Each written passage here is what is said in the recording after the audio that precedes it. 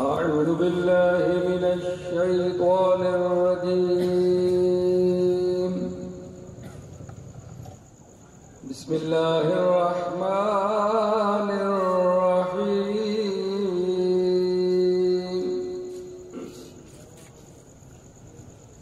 عما يتساءلون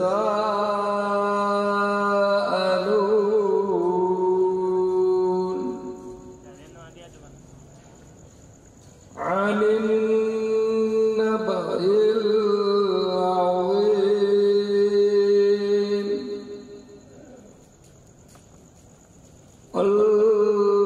الذي هم فيه مختلفون.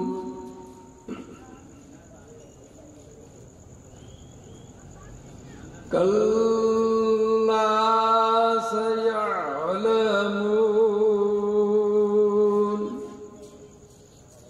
ثم كلا سيعلمون.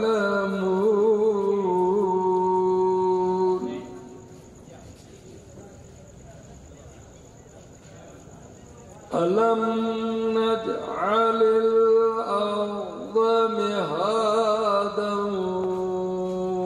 والجبال أوتادا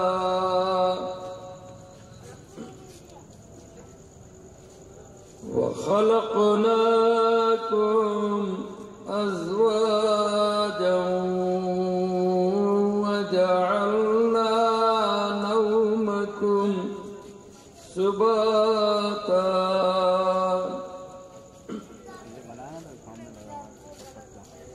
وجعلنا الليل لباسا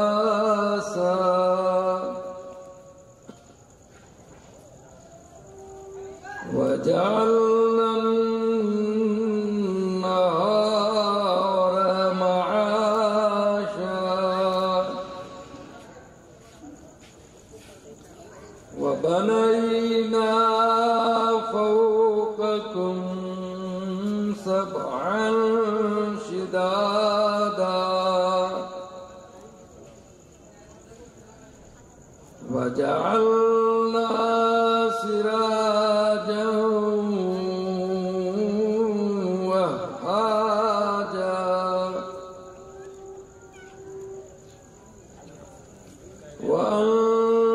وأنزلنا من المعصرات ماء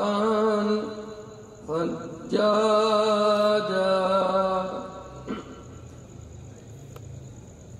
لنخرج به حبا ونباتا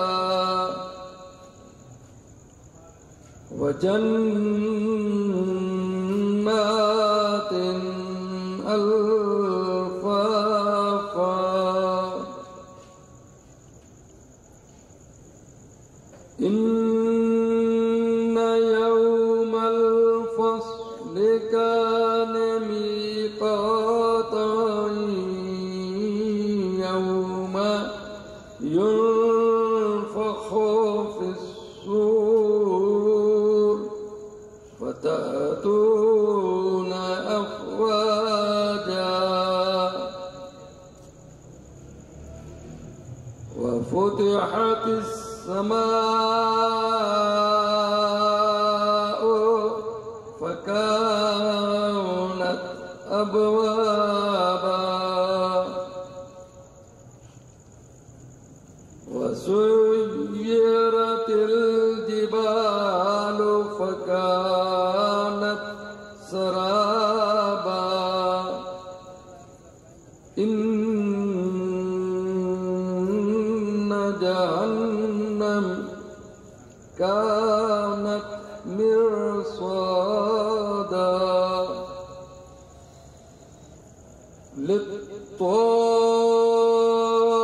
للطاغين مآبا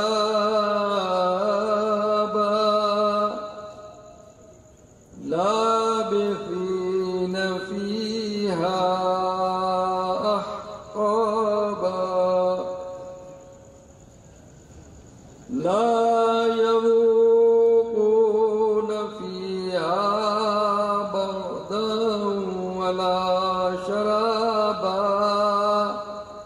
إلا حميما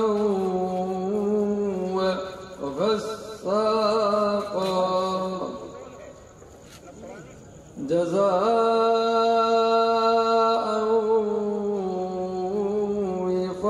وفاقا إنهم كانوا لا يرجون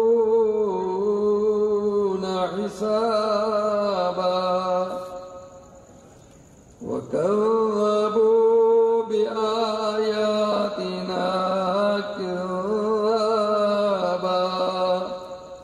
صدق الله العلي العظيم بر محمد وآل محمد صلى الله عليه وسلم.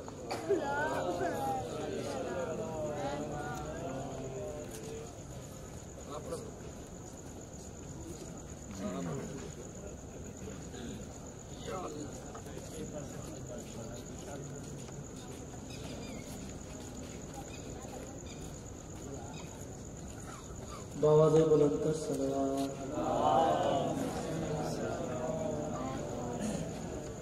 خوشنودی امام زمانہ بلندتر صلوات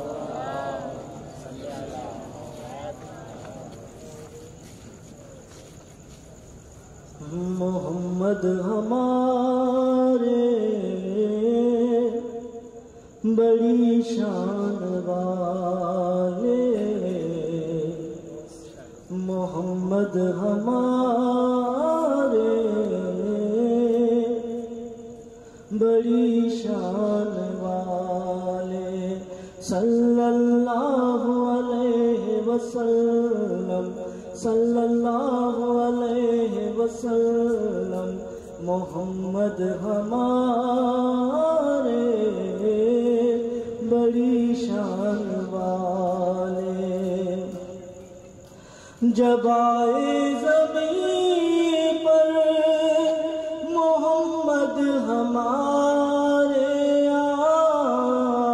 فلک نے زمین پر بچھائے ستارے اٹھے سر زمین عرب سے یہ نعرے محمد ہمارے بڑی شان والے بلندتر صلوات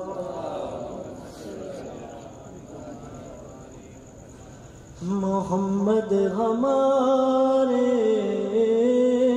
بڑی شان والے نواسا مزار محمد پہ آیا کہا پیارے نانا یہ وعدہ ہے میرا ہے اسلام اب کر بلا کے حوالے محمد ہمارے بڑی شان والے محمد ہمارے بڑی شان والے بلند صلوات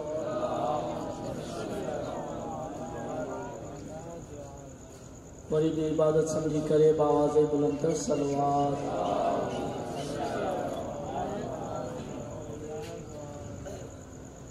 کچھ علی کے سوا ہم نہیں چاہتے کچھ علی کے سوا ہم نہیں چاہتے کچھ علی کے سوا ہم نہیں چاہتے زندگانی زیادہ یا تھوڑی ملے لازمی ہے کہ حب علی میں کٹے لازمی ہے کہ حب علی میں کٹے جس میں شامل نہ ہو پنجتن کی ولا جس میں شامل نہ ہو پنجتن کی ولا وہ مرگا وفا ہم نہیں چاہتے چاہتے، کچھ علی کے سوا ہم نہیں چاہتے.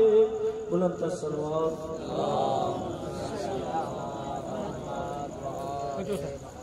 سب ملائک نے خالق سے کی التجا، بخش دے یہ سعادت ہمیں باخدا، بخش دے یہ سعادت ہمیں باخدا. ہم کو رہنے دے اکبر کی جاگیر میں، ہم کو رہنے دے اکبر کی جاگیر میں. تیرا عرش اولا ہم نہیں چاہتے، کچھ علی کے سوا ہم نہیں چاہتے. بلند تر صلوات.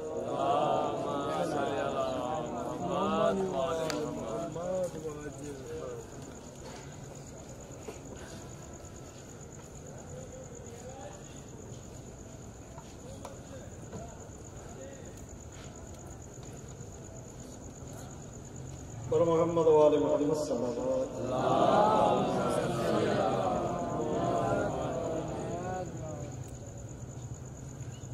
ہم سے تفہیم اسلام کا 21ویں آج پروگرام ہو رہا ہے، 21ویں سال میں داخل ہو چکے ہیں. آج ہے رمضان المبارک. آج جس موضوع پہ گفتگو کرنے کے لیے ہم نے مدعو کیا ہے، حجت الاسلام والمسلمین آغائے ولی پہلو صاحب، ان کا موضوع ہے برزخ کی زندگی قرآن و احادیث کی روشنی میں. آگاہ کا موضوع ہے اور زیادہ میں بھی مظاہر نہ بنوں بغیر وقفے کے آگاہ کی بارگاہ میں التجا کروں گا کہ آگاہ آئیں اور اپنے موضوع پہ گفتگو شروع کریں. پر محمد و آل محمد صلوات.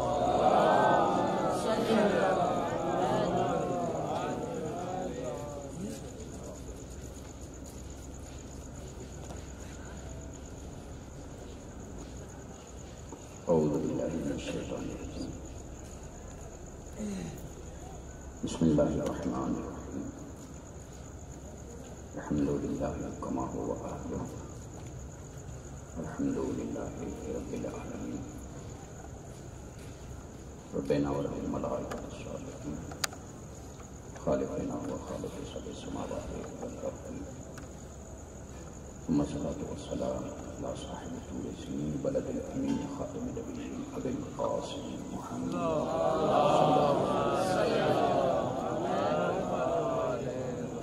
وعلى آله الطيبين الطاهرين المعصومين الذين حقهم إيمان وذكرهم عبادة للذاكرين. أما بعد، فقد قال الله تبارك وتعالى في كتابه المبين وقوله الحق وهو أصدق الصادقين. بسم الله الرحمن الرحيم.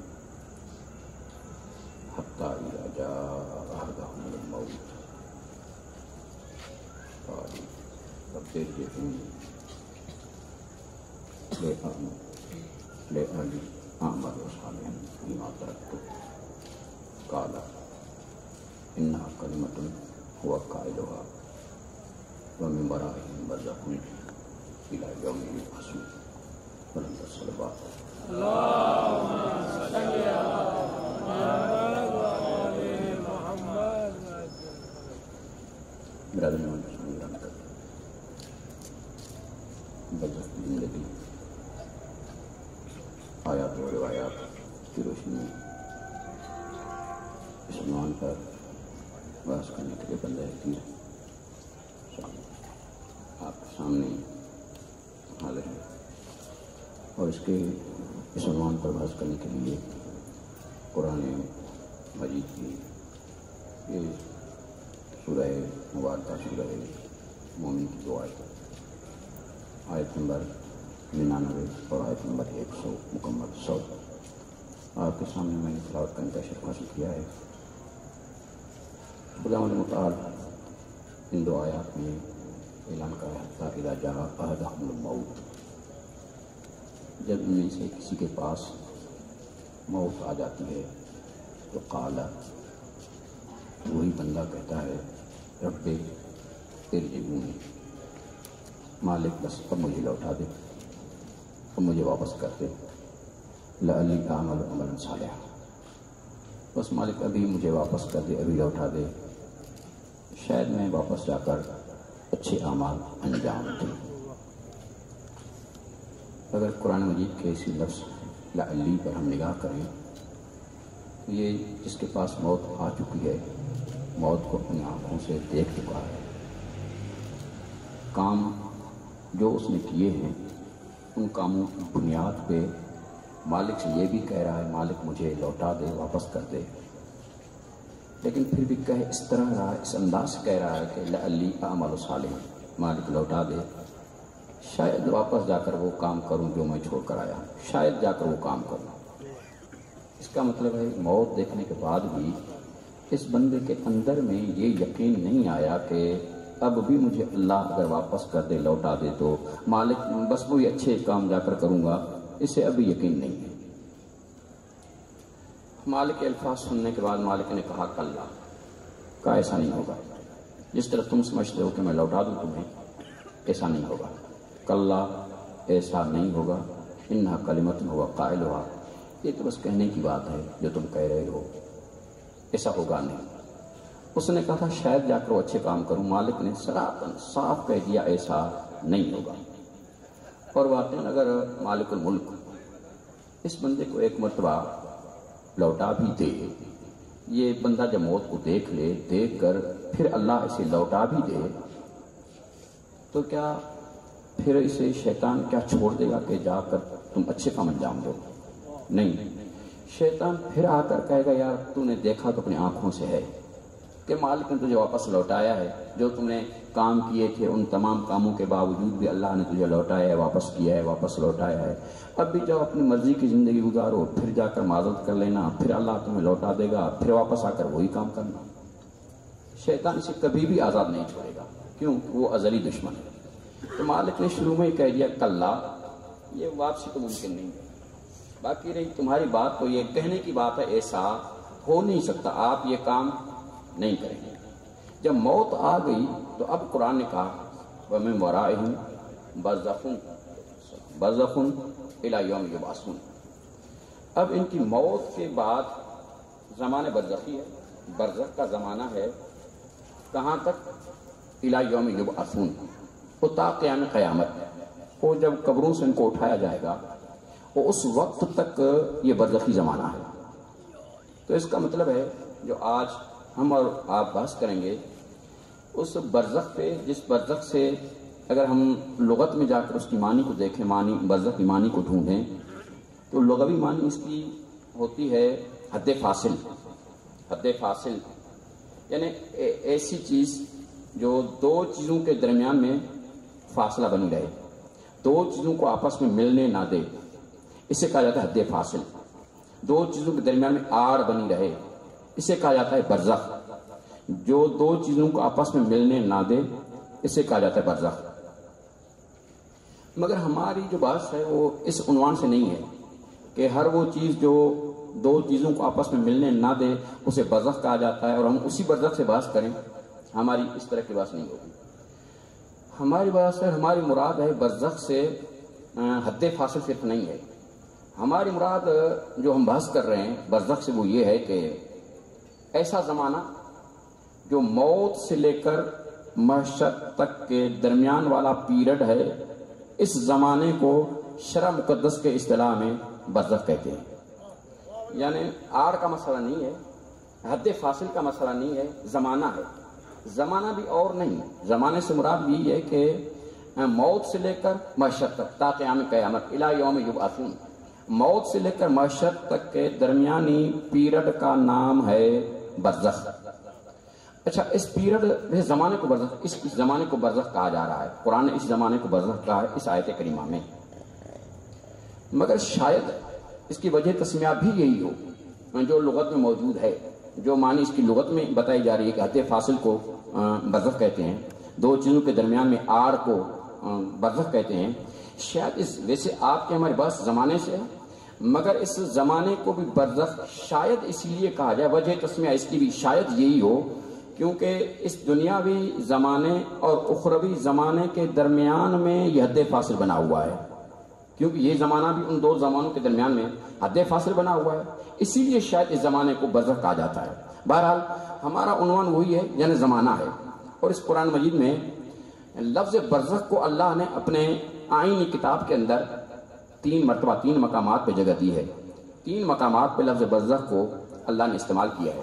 ایک تو یہ آیت کریمہ جو میں نے آپ کے سامنے تلاوت کی ہے کہ مالک نے کہا وَمِن وَرَائِهِمْ بَرْزَخٌ إِلَىٰ يَوْمِ يُبْعَثُونَ، اور ایسی آیت کریمہ جو مجھ سے پہلے آپ سب کو یاد ہے، مَرَجَ الْبَحْرَيْنِ يَلْتَقِيَانِ بَيْنَهُمَا بَرْزَخٌ لَا يَبْغِيَانِ، سورہ رحمان ہے۔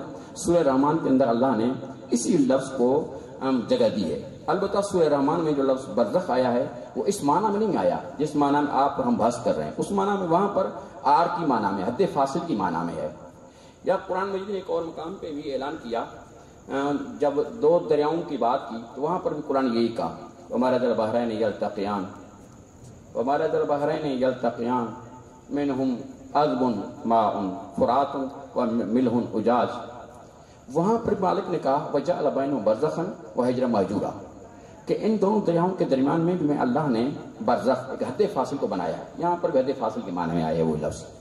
بہرحال اس لفظ کو اللہ نے قرآن مجید میں 3 مقامات پہ استعمال کیا ہے۔ جب اس زمانے پہ نگاہ کرتے ہیں تو مرنے کے بعد سے لے کر الی یوم یبعثون، محشر کے میدان تک، قیامت کے لیے اٹھنے تک اس زمانے کو کہا جاتا ہے برزخ۔ اس زندگی کے آخری سانس اور برزخ کے زمانے کی پہلی سانس کسے معلوم نہیں ہے، مجھے بھی معلوم نہیں ہے، کسی معلوم نہیں، مطلب کسی کو بھی اپنے موت کا وقت معلوم نہیں ہے۔ یہ برزخ کے زمانے کا جو پہلا قدم ہے کسی بھی معلوم نہیں ہے، کسی بھی، حتیٰ کہ نبی خدا یہ باتیں، کچھ باتیں ایسی ہیں جو خود انہیں بھی نہیں بتائی گئی، یعنی اتنا ان چیزوں کو پوشیدہ رکھا گیا ہے۔ اگر یہ سوال کیا جائے کہ برزخی زمانے کا پہلا قدم، میری اس زندگی کا آخری قدم اور برزخی زمانے کا پہلا قدم، یہ مجھے آپ کو اللہ نے آخر کیوں نہیں بتایا، کیوں نہیں علم میں دیا؟ علم میں دے دیتا کہ یہ تیری زندگی ہے، اس کے بعد تیرا برزخی زمانہ شروع ہو جائے گا، اس کے بعد یہ قیامت ہوگی۔ تو جواب اللہ نے کسی کو نہیں بتایا، مجھے بھی آپ کو بھی کسی کو نہیں بتایا۔ نہ بتانے کا سبب کیا ہے کہ کچھ چیزیں ایسی ہیں کہ مالک نے ان کا پیریڈ بیان نہیں فرمایا، اس لیے بیان نہیں فرمایا تاکہ یہ کام میرا بندہ بڑے شوق سے کرتا رہے۔ مثلا میرے امام کے ظہور کے لیے آپ کو، مجھے، میرے نبی نے، ہم سب کو میرے نبی نے کہا، مالک نے کہا، میرے مصطفیٰ نے فرمایا انتظار کرو، انتظار، حتیٰ کہ اس انتظار کو افضل عبادت کہا گیا۔ لیکن ظہور کب ہوگا کوئی پتہ نہیں ہے۔ اگر محسوس نہ کریں ظہور کب ہوگا تو خود جو منتظر ہے اسے بھی پتہ نہیں ہے ظہور کب ہوگا۔ مطلب اس طرح کیوں ٹائم بتا دیا جاتا کہ جی آپ انتظار کریں، جی یہ ابھی 2022 چل رہا ہے تو 2022 23 چل رہا ہے، 24 میں مولا کا ظہور ہو جائے گا، 23 میں ظہور ہو جائے گا۔ اگر اس طرح پیریڈ بتایا جاتا کہ فرض کریں 1995 میں ظہور ہو جانا تھا، تو 90 والے لوگ کہتے ہیں ہم کیوں انتظار کریں؟ ظہور ہونا 95 میں، تو 94 والے لوگ کہتے ہیں ہم کیوں انتظار کریں؟ یہ 91 والے لوگ کہتے ہیں ہم کیوں انتظار کریں؟ یہ مثلا 22 والے 23 والے کہتے ہیں ہم کیوں انتظار کریں؟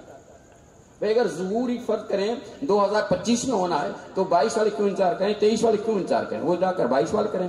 اگر 22 کے کسی خاص مہینے میں اور خاص تاریخ کو اگر مولا کا ظہور ہونا ہو تو اس مہینے سے پہلے والے لوگ کہیں گے ہم کیوں انتظار کریں، اس مہینے میں جا کر وہ انتظار کریں۔ اس تاریخ سے پہلے والے لوگ کہتے ہیں کہ ہم کیوں انتظار کریں، اس تاریخ والے جا کر انتظار کریں جس دن مولا کا ظہور ہونا ہے۔ لیکن مالک ملک نے مولا کے ظہور کو مخفی رکھا، کیوں؟ کہ ہر وقت کا بندہ میری اس حجت کا انتظار کرتا رہے۔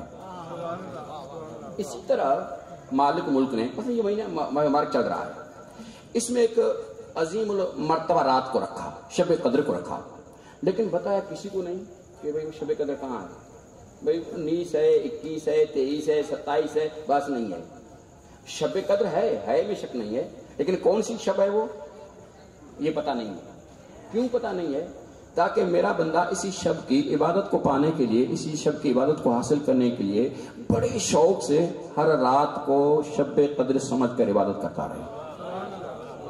اسی طرح مالک الملک نے اس بندے کو برزخی زندگی کا پہلا قدم اور اس دنیاوی زندگی کا آخری قدم، برزخی زندگی کے پہلا قدم، یہ پیریڈ نہیں بتایا، وقت نہیں بتایا۔ کیوں؟ تاکہ ہو سکتا ہے یہ ایک سانس جو اندر جا رہی ہے، یہی سانس میری زندگی کی آخری سانس ہو، باہر آ رہی یہی سانس زندگی کی آخری سانس ہو، ایسا بھی ہو سکتا ہے۔ لیکن مالک الملک نے اس طرح کی کوئی خبر کسی بندے کو نہیں دی۔ کیوں؟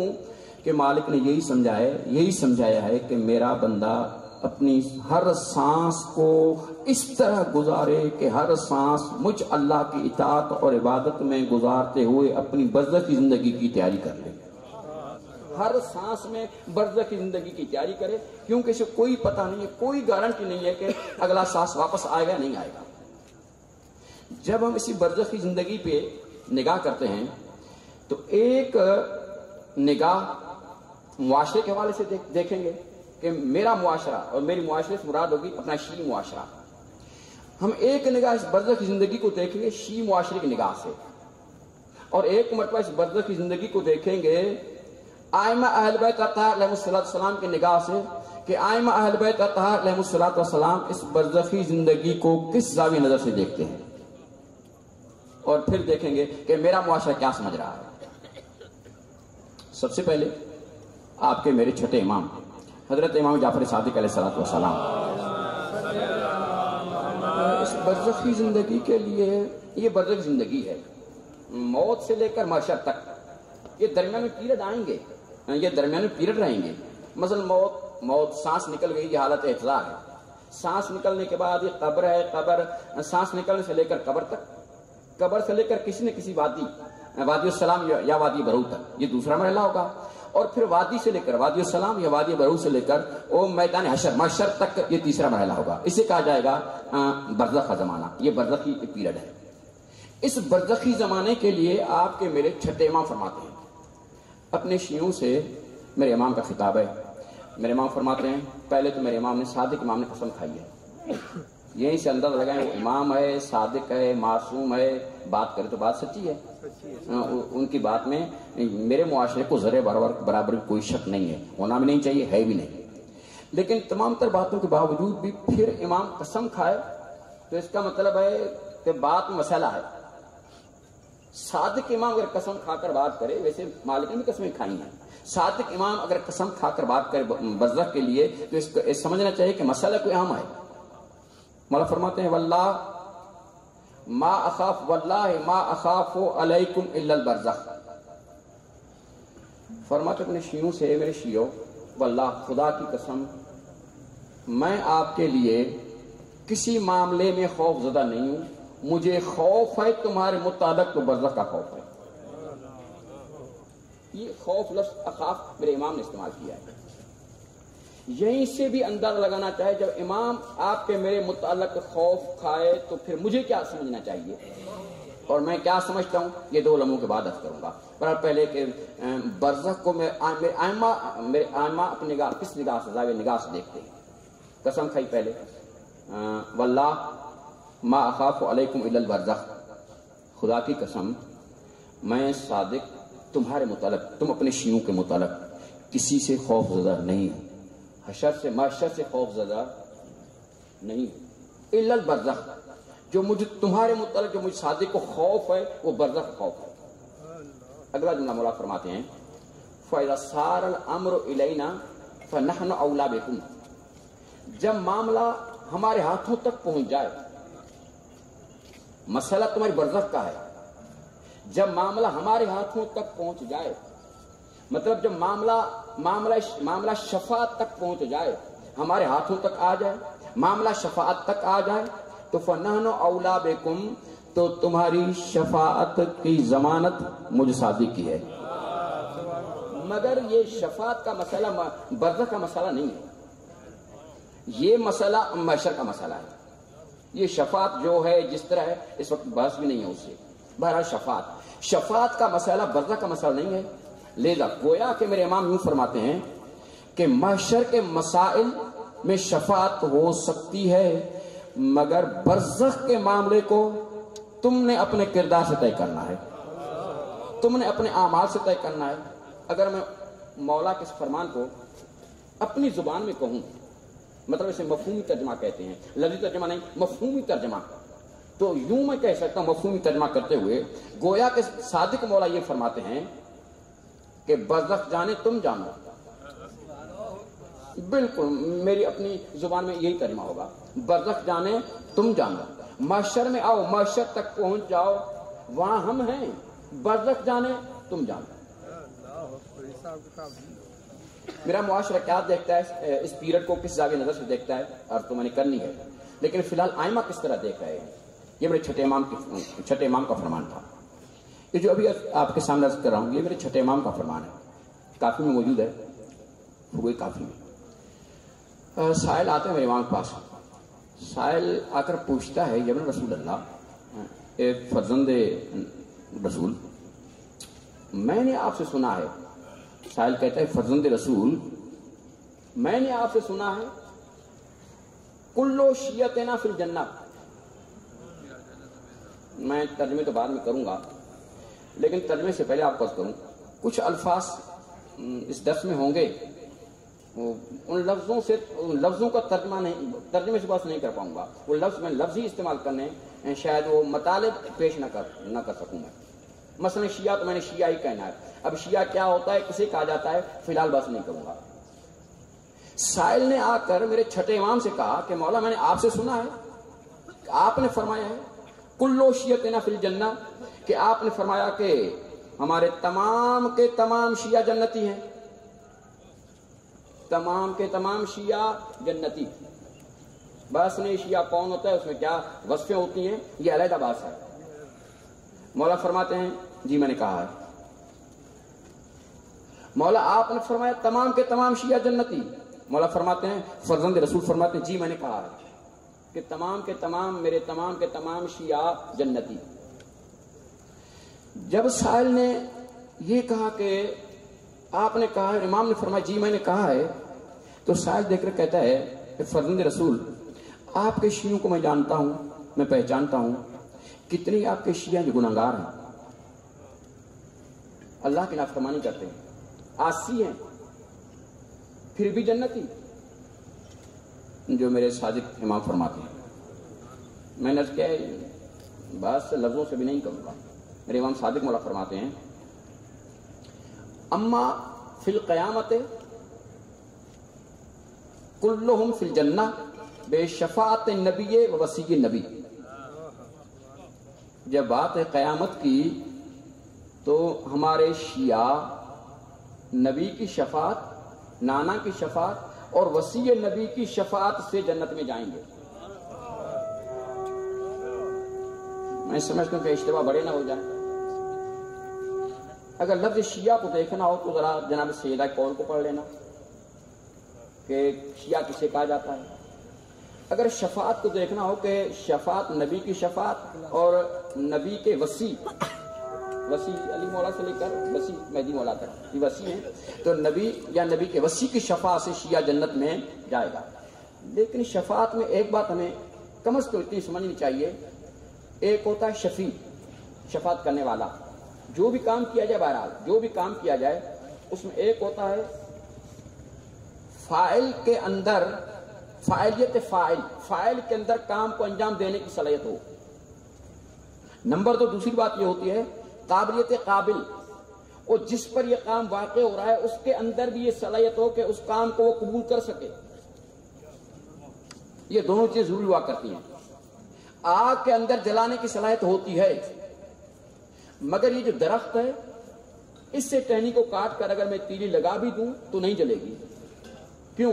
کہ فاعل کے اندر جلانے کی صلاحیت ہے مگر اس کے اندر جلنے کی صلاحیت نہیں ہے۔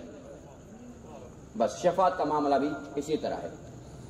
میرے نبی کے پاس شفاعت کا حق اتنا ہی بڑا ہے، اوصیاء نبی کے ساتھ شفاعت کا حق اتنا ہی بڑا ہے، سیدہ سلام اللہ علیہ کے پاس شفاعت کا حق اتنا ہی بڑا ہے، مگر دیکھنا مجھے خود کو پڑے گا کہ میرے اندر بھی صلاحیت ہے یا نہیں ہے، بس یہ بات۔ تو جب سائل نے آ کر کہا فرزند رسول آپ کے شیعہ تو گناہگار بھی ہیں، تو مولانا نے فرمایا جب مسئلہ آئے گا قیامت کا تو نبی کی شفاعت یا وسیع نبی کی شفاعت سے جنت میں جائیں گے، ولیکن پھر مولانا نے قسم کھائی کافی میں، کہا واللہ ولیکن واللہ اتخوف علیکم فی البرزخ، لیکن میں صادق تمہارے متعلق پھر بھی برزخ کے حوالے سے خوف زدہ ہوں۔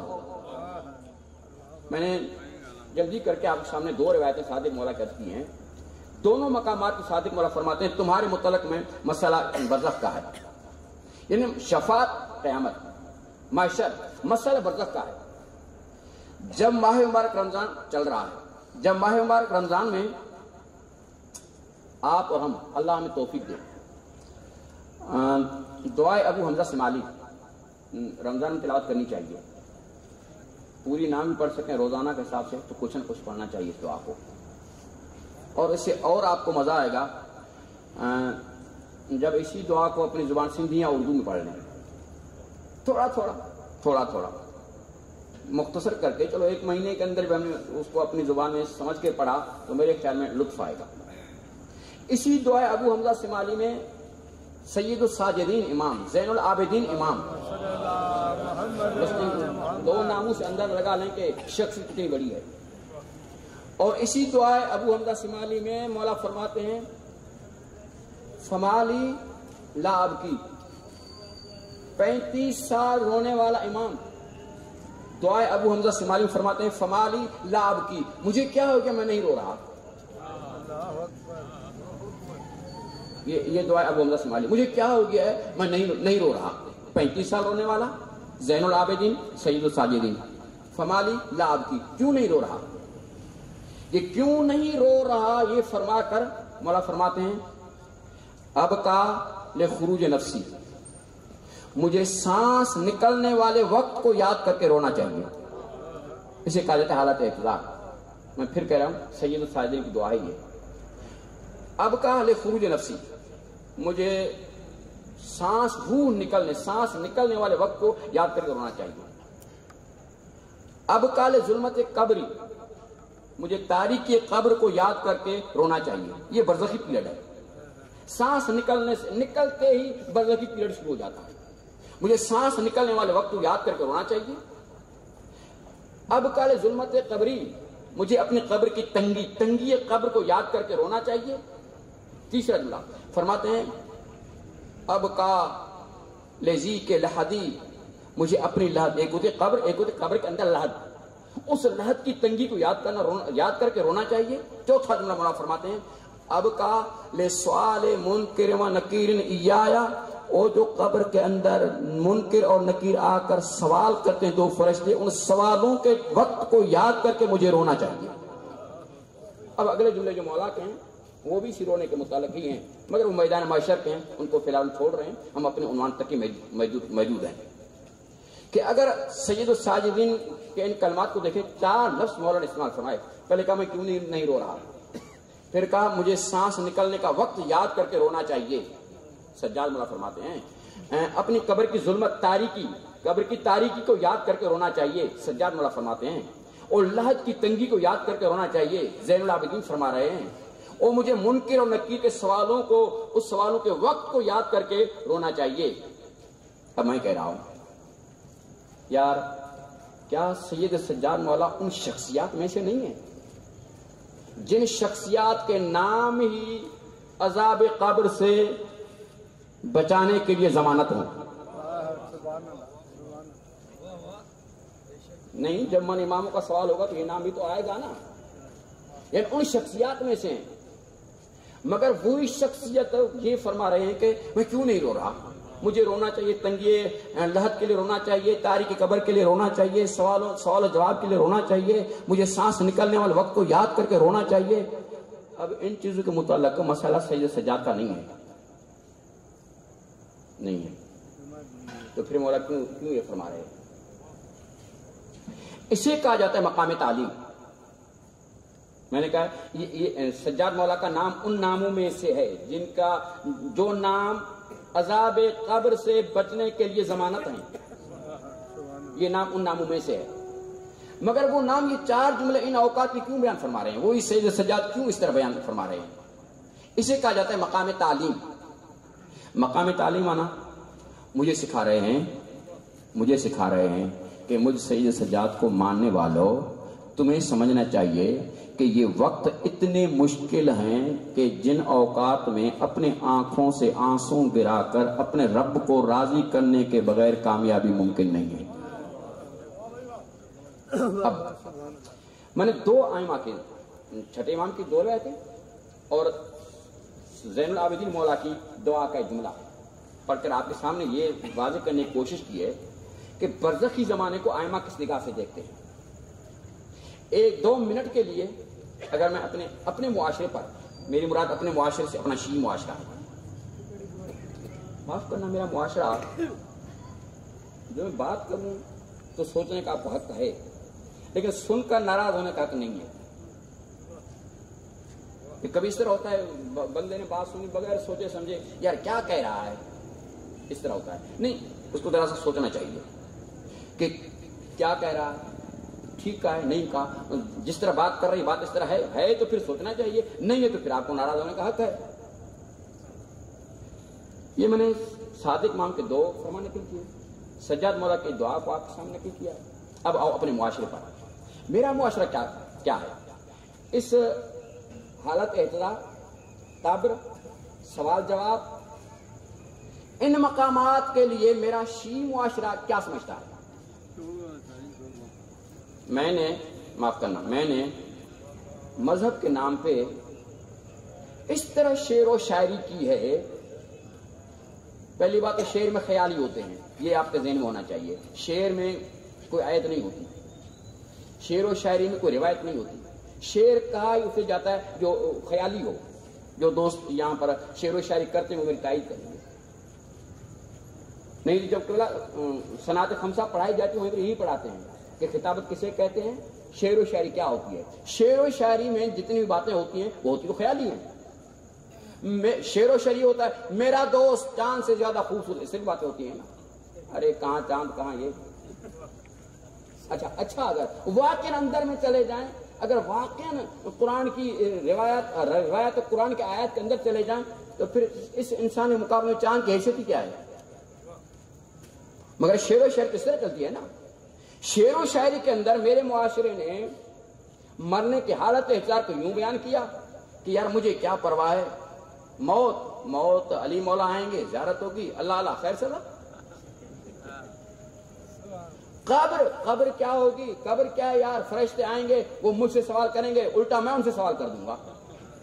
یہ شعر و شاعری ہوتی ہے میرے معاشرے میں. یار آئیں گے کیا کریں گے، آئیں گے ہاتھ ملائیں گے اور چلے جائیں گے. بڑی مہربانی سر مہربانی، بالکل ایسے. مطلب میرے معاشرے نے جن کاموں کے لیے میرے ائمہ اپنی آنکھوں سے آنسو بہاتے رہتے ہیں، میں کہتا ہوں مجھے کیا پرواہ ہے. اس کا مطلب ہے کہ میری شعر و شاعری کا رخ کچھ اور ہے، میری روایات کا رخ کچھ اور ہے. یہیں پہ ایک بات آپ کو کروں. اچھا، یہ اگر اس طرح کوئی شعر ہو، اگر بندہ سنتا ہے اور سن کر خوش ہوتا ہے تو چلو اس کو خوش ہونے کا حق ہے یار، ہونا چاہیے بھلی، لیکن اس کو عقیدہ نہیں بنانا چاہیے.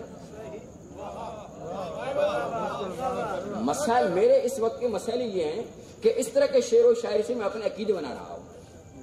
اتنا ان باتوں کو دہرایا گیا. صحیح سے کہہ رہا ہوں، یہ تو آگے سے بات ہی میری بعد میں ہوئی تھی، لیکن اس پروگرام کے طے ہونے سے پہلے ایک میرے محترم مجھے دوست مجھے کہہ رہے تھے بات تو سنا. انہوں نے کیا ہے کہ جب قبر قیامت کی باتیں سنی مولوی سنتے ہیں رونا آتا ہے.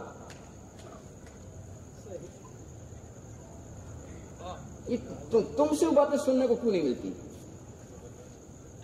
میں نے کہا یار مسئلہ پتا نہیں ہے، لیکن جو میں سمجھا ہوں وہ یہ ہے کہ میرے معاشرے نے ان تمام چیزوں کے ہولناکیوں کو، وحشتناکیوں کو بالکل اپنے خیالوں میں ایسے بھلا دیا ہے. وہ کہ کچھ بھی نہیں ہے، حالت اعتدار کچھ ہے ہی نہیں، قبر کچھ نہیں ہے، سوال و جواب کچھ نہیں ہے. کیا ہوگا، علی مولا آئیں گے اور قصہ ختم ہو جائے گا. کیا ہے؟ اچھا، بات اتنی آسان نہیں ہے. حالت اعتدار سے لے کر قبر سے لے کر سوال و جواب، یہ مشکل مسائل ہیں. لیکن جب بندہ مرتا ہے، جب مرتا ہے تو میرا معاشرہ یہ کہتے کیا ہے، علی مولا کی زیارت ہوگی اور کیا ہوگا. میں اس طرح بات کرتا ہوں، زیارت ہوگی قصہ ختم ہو جائے گا. یار میں کہتا ہوں یہی تو مشکل ہے. میں کہتا ہوں مرتے وقت علی کی زیارت ہونی ہے، علی مولا کی زیارت ہونی ہے، یہی تو میری مشکل ہے. نہیں صحیح کہہ رہا ہوں، یہی تو میرے لیے مشکل مسئلہ ہے. اس وقت میں نے علی کی زیارت کرنی ہے. اور ایک بات یہ بھی کروں کہ اس وقت میں علی مولا کی زیارت کوئی کمال نہیں ہے، یہ بھی آپ ذہن میں رکھیں. حالت احتضار میں علی مولا کی زیارت کوئی کمال میں کہہ رہا ہوں نہیں ہے. کیوں کہ علی مولا نے خود فرمایا، جو مجھ سے پہلے آپ بات یاد ہے، لیکن ذرا ادھر ادھر موڑ کے باتیں کی جاتی ہیں تو آپ ہماری ذہنوں میں ٹھیک سے بات نہیں بیٹھتی. علی مولا نے کیا فرمایا؟ یا ہارو حمدانی یا ہارو حمدانے من یمت یا رنی مومنن کانا و منافقہ. اے حارث حمدانی جو بھی مرتا ہے نا مجھے علی کو دیکھتا ہے. ٹھیک ہے نا؟ حارث حمدانی جو بھی مرتا ہے مجھے علی کی زیارت کرتا ہے. مومن کانا و منافقہ، چاہے مومن مرے تو میری زیارت کرتا ہے، منافق مرے تو مجھے دیکھتا ہے. تو پھر مطلب اس کا مطلب یہی ہے کہ اسی وقت میں علی کی زیارت کوئی کمال نہیں ہے. کیوں کہ اگر مومن دیکھتا ہے علی کو تو منافق بھی دیکھتا ہے اسی وقت میں. تو پھر کمال کیا ہے؟ کمال یہ ہے کہ بندہ مرنے والا مومن ہو، علی مولا کی زیارت کرے، اور علی مولا ایک قدم آگے بڑھ کے، یہ روایت کر رہا ہوں، آگے بڑھ کے جبرائیل سے کہے، جبرائیل سے، اسرائیل نہیں کہا، جبرائیل سے کہے کہ جبرائیل خیال رکھنا یہ میرا دوست ہے. ہاں یہ کمال ہے. علی مولا کی زیارت معاف کرنا، وہ تو منافق بھی کرتا ہے یار، یہ کمال چھوڑیے، وہ تو منافق بھی دیکھتا ہے. کمال یہ ہے کہ اسی حالت احتضار میں مشکل وقت ہے علی مولا آگے بڑھ کر جبرائیل سے کہے کہ خیال رکھنا میرا دوست ہے، اور جبرائیل آگے بڑھ کر اسرائیل سے کہے، ملک الموت سے کہے خیال رکھنا یہ اللہ کا دوست ہے، نبی خدا کا دوست ہے، اہل بیت کا دوست ہے، میں نے اسے دوست بنایا، ابھی تو بھی اسے دوست بنا لے. ہاں یہ کمال ہے، یہ کمال ہے. اب یہ کمال بندے کے اندر آ جائے تو ہاں اس وقت علی مولا کی زیارت نفع بخش. اللہ رحم کرے. اب کہہ رہا ہوں اللہ رحم کرے. علی مولا آئیں، علی مولا آئیں، علی مولا کی زیارت نصیب ہو اسی وقت. اگر علی مولا آگے بڑھ کر یہ جملہ کہہ دیں، یار میرا کہلاتے ہوئے اس طرح، میرا کہلاتے ہوئے یہ کام، اب بتاؤ کیا جواب ہے میرے پاس؟ میرا کہلاتے ہوئے اس طرح کردار، میرا کہلاتے ہوئے اس طرح کام، یہ کام، معاف کرنا کوئی جواب نہیں ہے، کوئی جواب نہیں ہے. اسی وقت کہتے ہیں، میرے معاشرے میں کہا جاتا ہے بندہ ڈوب کر مر جاتا ہے. ایسے وقت میں بندہ ڈوب کے مرتا ہے. علی کہے یار میرا ہو کر. یہ تہران کے عالمی دن گزرے ہیں، آقا یاسری، علامہ یاسری، انہیں واقعہ لکھا ہے اس لیے میں پڑھ رہا ہوں. اس وقت کوئی شاعر تھا، حاجب نامی، حاجب شاعر تھا. اس نے مسئلہ شفاعت کو سمجھ میں گڑبڑ کی، بالکل اسی طرح جس طرح میرا معاشرہ سمجھ رہا ہے مسئلہ شفاعت کو، اس نے بھی اسی طرح سمجھا. میرا معاشرہ بھی سمجھتے بس شفاعت علی مولا کے ہاتھ میں، سیدہ کے ہاتھ میں، مجھے کیا پرواہ ہے. اس نے بالکل اسی طرح مسئلے کو سمجھ میں اس طرح گڑبڑ کی کہ مسئلہ علی کے ہاتھ میں. تو اس نے شعر لکھا، آقا یاسری کہتے ہیں اس حاجب نامی شاعر نے شعر لکھا، گر معاملہ حشر با علی ہست، گر معاملہ حشر با علی ہست، من زامنم چہ بے خواہی گناہ بکنی. اس نے شعر لکھا کہ گر محشر کا معاملہ علی کے ہاتھ میں ہے، شفاعت علی کے ہاتھ میں ہے، تو حاجب کہتا ہے میں ضامن، جو جی چاہے گناہ کر میں ضامن ہوں. اس نے یہ شعر لکھا. رات کو یہ سویا ہوا تھا تو عالم خواب علی مولا کی زیارت ہوئی، علی مولا کی زیارت ہوئی. اس نے دیکھا علی مولا ناراض ہیں، غصے میں ناراض ہیں. ناراض ہو کر کہا حاجب اپنا شعر ٹھیک کرو، حاجب اپنے شعر کو ٹھیک کرو، شعر میں تو نے گڑبڑ کی ہے، شعر کو ٹھیک کرو، اصلاح کرو. تو یہ کہتے ہیں میں ڈر گیا. میں نے ڈرتے ہوئے کہا مولا میں نے گڑبڑ کی ہے اصلاح، تو آپ فرمائیں کہ اسلام کس طرح کروں، کس طرح اصلاح کروں؟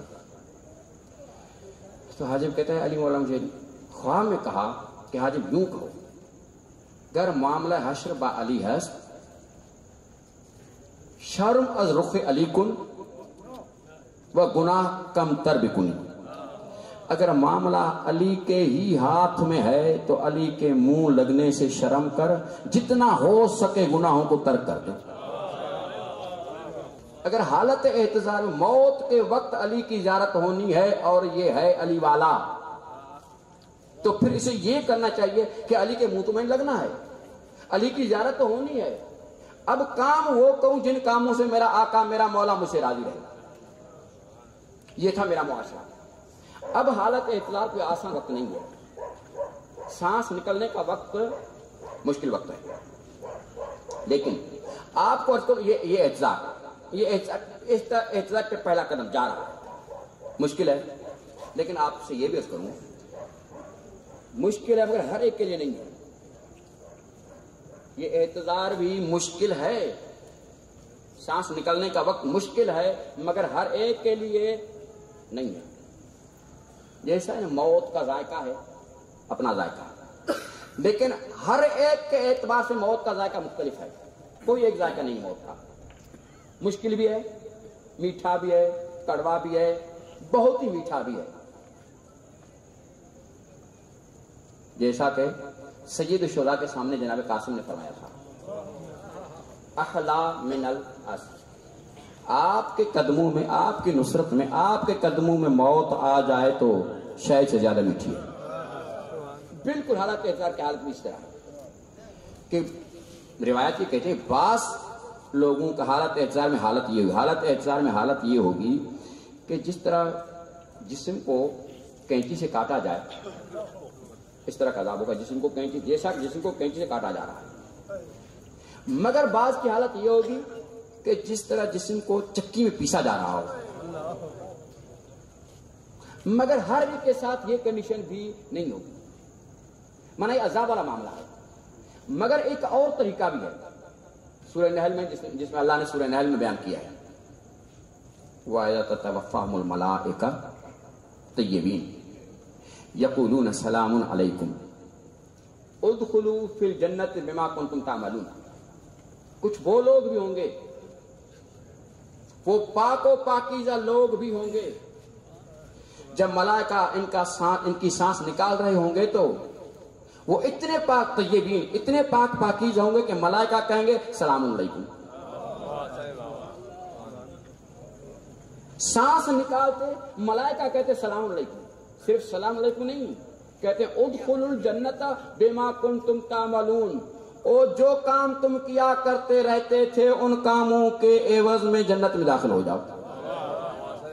یار ابھی سانس نکلنے کا وقت ہے، البتہ یہ اتنا طے ہونا چاہیے یہ جنت وہ محشر جنت نہیں ہوگی، یہ برزخ کی جنت ہے، سانس نکلتے کہ جنت میں داخل ہو جاؤ، مطلب ایسے لوگ بھی ہوں گے۔ اس کا مطلب ہے کہ حالت احتضار میں عذاب بھی ہو سکتا ہے، حالت احتضار میں بڑے سکون سے روح بھی نکل سکتی ہے، تو اب پھر دیکھنا پڑے گا کہ آخر کون سے مسائل ہیں کہ جن کی وجہ سے سانس نکلتے وقت تکلیف ہوتی ہے، کون سے وہ کام ہیں جن کی وجہ سے سانس نکلنے میں آسانی ہو۔ یار سانس نکلنے کا وقت میں نے پہلے کہا ہے مشکل وقت ہے، مشکل ترین وقت ہے، اور اس لیے بھی یہ مشکل ہے کہ یہ جو شیطان ہے نا، شیطان یہ بندے مومن کو آزاد نہیں چھوڑتا، کسی وقت کسی لمحے میں بھی آزاد نہیں چھوڑتا۔ میں تو کہتا ہوں جی میں نے 10 سال 20 سال پہلے فرض کریں میں شیعہ ہوا تھا، بس شیعہ ہوں، میرے آبا و اجداد شیعہ تھے، میں شیعہ ہوں، بس شیعہ ہوں، میں اس طرح سمجھتا ہوں، صحیح بات کر رہا ہوں آپ کو میں، کہ شیطان اس بندے مومن کا پیچھا نہیں چھوڑتا، حتیٰ کہ احتضار، حالت احتضار میں بھی اس بندے مومن کو شیطان آزاد نہیں چھوڑتا۔ حالت احتضار اس لیے بھی مشکل ہے کہ احتضار کے وقت بھی شیطان کی یہی کوشش رہتی ہے کہ کسی نہ کسی طریقے سے اس صاحب ایمان بندے سے ایمان چھین لوں۔ اسی لیے آپ کے میرے چھٹے امام حضرت امام جعفر صادق علیہ السلام کافی میں فرماتے ہیں ایمان کی 2 قسمیں ہیں. ایمان کی 2 قسمیں، ایمان مستقر اور ایمان مستودع. ایمان مستقر یعنی رہے گا، مستقر مانا رہے گا، یہاں ہے بندہ رہے گا، احتضار میں ہے رہے گا، جنت قبر میں ہے رہے گا، جہاں ہے ایمان رہے گا، اسے کہتے ہیں ایمان مستقر. ایک ہوتا ہے ایمان مستودع، یہ کافی کی بات ہے. مستودع مانا امانت رکھا ہوا ہے، ان کے سندھی میں چاہتا ایمان مہمان امانتن رکھا ہوا ہے، مہمان ہے. ہو سکتا ہے کوئی ایسا لمحہ آ جائے، بندہ رہ جائے، ایمان چلا جائے. یہ شیطان نہیں چھوڑتا. اسی لیے عند وقت احتضار شیطان کوشش کرتا ہے ایمان چھین لوں. بہت ہی بزرگ ایک عارف گزرے ہیں، فضیل بن عیاض. اسے صوفی بھی لکھا گیا ہے، عارف بھی لکھا گیا ہے. اب جو لفظ استعمال کیا جائے وہ کتاب میں لکھا ہوا ہے. اس طرح صوفی بھی لکھا گیا ہے، عارف بھی اسے لکھا گیا ہے. شاید صوفی بھی عارف کی معنی میں ہو پھر تو ٹھیک ہے. کہ اس کا بڑا لائق شاگرد تھا، فاضل شاگرد تھا. اس کی طبیعت خراب ہوئی. طبیعت جب خراب ہوئی تو یہ خود اس کے پاس چلے گئے. جب اس کے پاس چلے گئے تو جا کر وہیں پہ اس نے سورہ یاسین کی تلاوت شروع کر دی. تو اس شاگرد نے کہا سر قبلہ بس روک دیں. اس نے سورہ یاسین تلاوت کو روک دیا. اب اس نے اسے تلقین کلمہ لا الہ الا اللہ کی تلقین کی. کہو لا الہ الا اللہ. اس نے کہا میں بیزار ہوں اس سے. یہ بڑا پریشان ہوا. دیکھا ابن لائق شاگرد ہے، فاضل شاگرد ہے، اور تلاوت قرآن سے منع کر رہا ہے، لا الہ الا اللہ سے انکار کر رہا ہے. وقت آخر میں اتنا مغموم پریشان پشیمان ہوا مغموم ہوا کہ جب وہیں سے اٹھ کر گھر آیا تو پھر گھر سے باہر ہی نہیں آیا. فضیل بن عیاض گھر سے باہر نہیں آیا. کچھ وقت گزرا تو اس نے عالم خواب میں اپنے لائق شاگرد کو دیکھا جو اس کا شاگرد تھا کہ فرشتے اسے جہنم کی طرف کھینچ کے لے جا رہے ہیں. تو اس نے کہا کیا تیرے ساتھ ہوا؟ یار تو اتنا فاضل بندہ تھا، میرا لائق شاگرد تھا، کیا ہوا تیرے ساتھ؟ تو اس نے کہا سر میں ٹھیک تھا، آپ تو مجھے جانتے ہیں، لیکن میرے اندر 3 عیب تھے جن عیبوں کی وجہ سے وقت آخر مجھ سے ایمان جیسی دولت چھین لی گئی. کون سے عیب؟ نمبر ایک کہ میں چغل خوری کیا کرتا تھا. اب اس کی بات آپ سے میں نہیں کروں گا نا.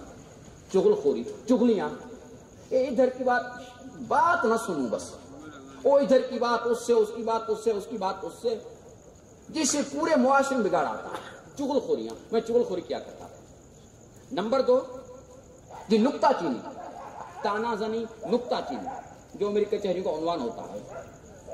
میرے معاشرے کی کچہریوں کا عنوان، معاف کرنا، اسی طرح کچہری چلتی ہے میرے معاشرے میں.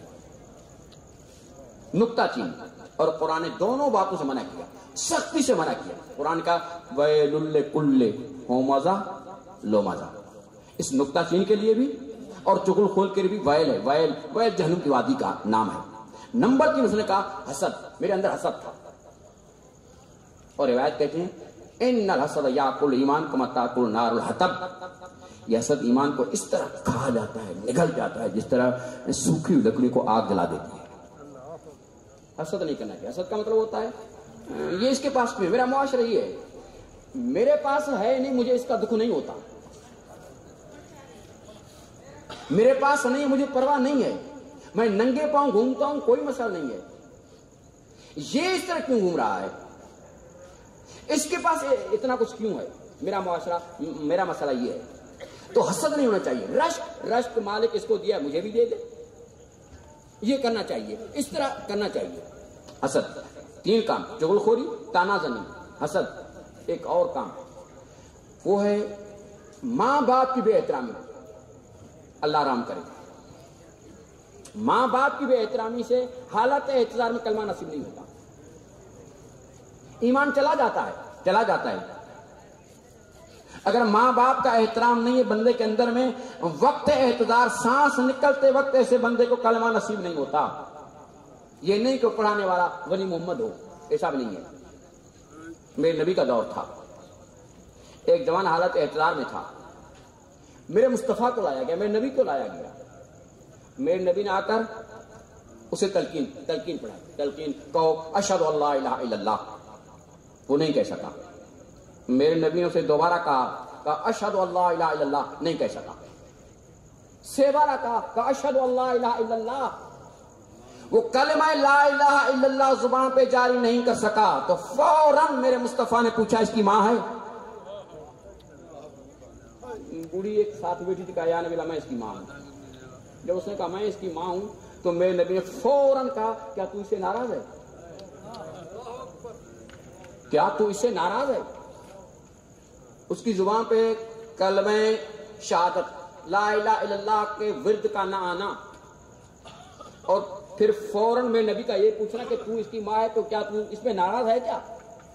یہ ناراض ہے کیا سوال کرنا اس بات کی دلیل ہے کہ میرے نبی نے بتایا کہ اگر ماں ناراض ہے تو مرتے وقت کلمہ نصیب نہیں ہوگا۔ اب اس بوڑھی نے کہا یا نبی اللہ میں سے ناراض ہوں، کوئی 2 سال ہو گئے، 2 سال میں سے بات ہی نہیں کرتی۔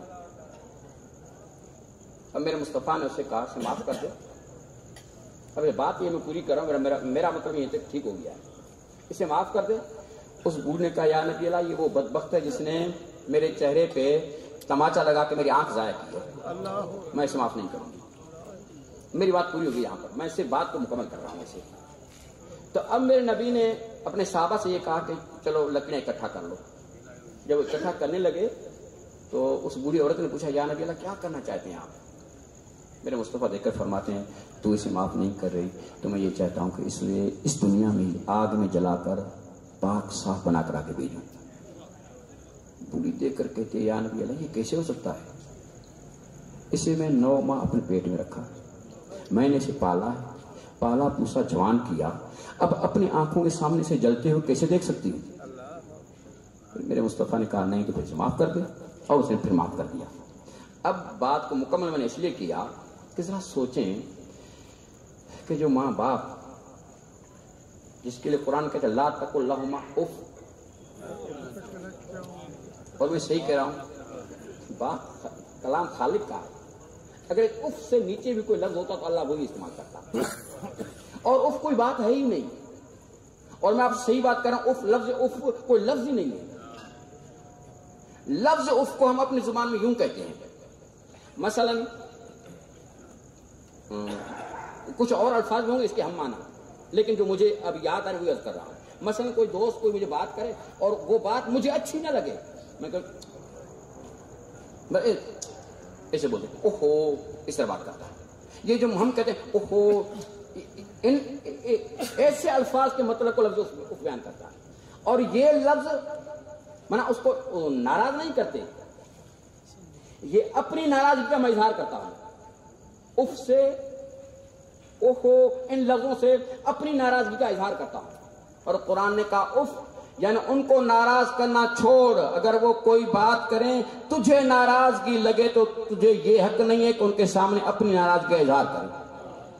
اف کہتے ہیں ناراضگی کا اظہار بھی تو نہیں کر سکتا، مگر میرے معاشرے میں کیا ہے، کہا ان کے ساتھ ناروا سلوک سبب بنتا ہے حالت احتضار میں سانس آسانی سے نہیں نکلے گی، اللہ رحم کرے۔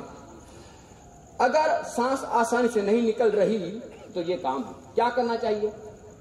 نمبر 1 پہلی بات تلقین پڑھو، تلقین اسے پڑھواؤ، شہادتین اسے پڑھواؤ۔ لیکن میں تو کہتا ہوں مجھے تو نہیں آتی، کوئی مولانا لے آؤں نا، مولانا تو قبر پہ آ کر پڑھے گا نا، ادھر کون پڑھے گا؟ خیر یہ بات میں نہیں ہوتی۔ نمبر 2 حالت احتضار میں اگر سختی سے بچنا ہے تو نماز کو اول وقت میں ادا کیا جائے۔ اگر وقت اول نماز ادا کی جاتی ہے تو فرشتے شہادتین کی تلقین شہادتین خود جاری کرواتے ہیں مرنے والے سے، اور شیطان کو اسے دور بھگاتے ہیں۔ نمبر 3 اگر حالت احتضار میں سانس نکلنے میں تکلیف ہے تو مسلح کے 2 معنی ہیں، اسے جس جگہ پہ وہاں سے اٹھا کر مصلے پہ لٹا دو. مصلہ مانا وہ اس جگہ پہ جہاں پہ نماز پڑھتا تھا یا اس جگہ میں جس میں نماز پڑھتا تھا. کپڑے کا مصلہ ہے اس پر نماز پڑھتا تھا, کمرے میں ہے تو کمرے میں نماز پڑھتا تھا, یعنی مصلے پہ سے لٹایا جائے. اس سے بھی حالت احترام میں تنگی دور ہوتی ہے. کلمات الفرج, لا الہ الا اللہ الحلیم الکریم, لا الہ الا اللہ العلی العظیم, یہ کلمات ہیں بہرحال یاد کرنی چاہیے. یہ کلمات سے پڑھوایا جائیں. ہر نماز کے بعد بندہ کوشش کرے وہ دعا رضیت باللہ ربن واب محمد صلی اللہ علیہ وآلہ وسلم نبیًا وبالاسلام دینا, یہ اس دعا کا ورد کرنا چاہیے. اس طرح باقی کچھ اذکار ہیں, ان چیزوں کو اپنے اندر بندہ پیدا کرے. میں لگتا ہے 7 منٹ آپ کے باقی کچھ کرواؤں گا. یہ حالت احتساب, سانس نکل گیا, یہ برزخ زمانے کا پہلا قدم تھا. پہلا قدم تھا, سانس نکل گئی, یہ پہلے قدم. اب جیسے سانس نکلی ہے تو یہ جسم سے سانس نکل گئی, اب سانس کہاں جاتی ہے؟ اب تک یہ اس کے ارد گرد رہتی ہے. آقا شیخ عباس کو فرماتے ہیں یہ اب جو نکلی ہے تو یہ اب اس وقت اسی جسم کے ارد گرد یہ سانس رہتی ہے. قبر تک پھر کیا ہوتا ہے عرض کر رہا ہوں میں.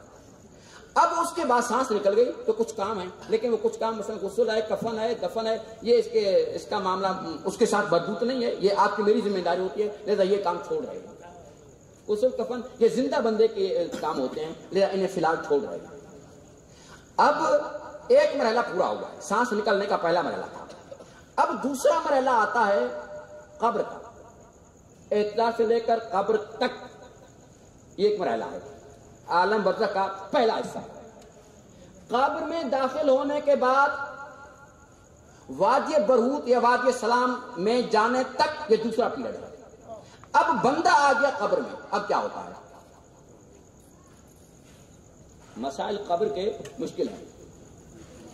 میں جو بھی بات کر رہا ہوں اس کو میں آخر میں پیش کرتا, لیکن پتہ نہیں شاید وہ وہاں تک نہ پہنچ سکوں. میں لہذا اعتراض کو پہلے عرض کر رہا ہوں.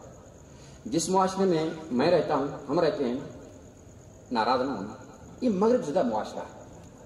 میری سماعتیں مغرب زدہ, میری بصارتیں مغرب زدہ, میرا تکلم باتیں مغرب زدہ, حتیٰ کہ جو دین کے نام پہ کام کرتا وہ بھی مغرب زدہ ہے.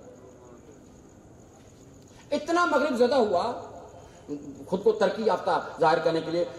میرے ساتھ خود 2-3 مرتبہ بحث ہو چکی ہے, میں اس لیے بات کر رہا ہوں. میرے ساتھ کیونکہ بحث ہو چکی ہے اس لیے میں بات کر رہا ہوں. میں اتنا ترقی یافتہ ہو گیا کہ جوان دوست مجھے کہتے ہیں مولانا یار عذاب قبر سے تم نے ڈرا رکھا ہے, کوئی قبر کا عذاب نہیں ہوتا. اگر آپ میں سے کسی ساتھ سے بات ہوئی ہے تو تائید کریں. میرے ساتھ 2-3 مرتبہ ہوتا ہے. ارے بھائی کیا ہوا؟ وہ کہتے ہیں قرآن مجید کے اندر عذاب نامی کوئی چیز نہیں ہے. بولیے آپ کا دماغ خراب ہو گیا اس طرح. ارے بھائی کیا ہوا؟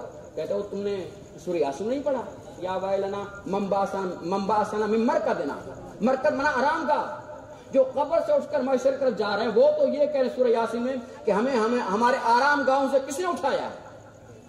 قرآن کہتا ہے آرام گاہ اور تم کہتے ہو عذاب. کہاں ہے عذاب؟ کیا ہے؟ کوئی عذاب نہیں ہے قبر میں. تو آپ کو عرض کروں یہ 56 ہوئے ہیں, 4 منٹ بات کروں گا, 10 منٹ بات ختم کروں گا جہاں تک پہنچ سکے.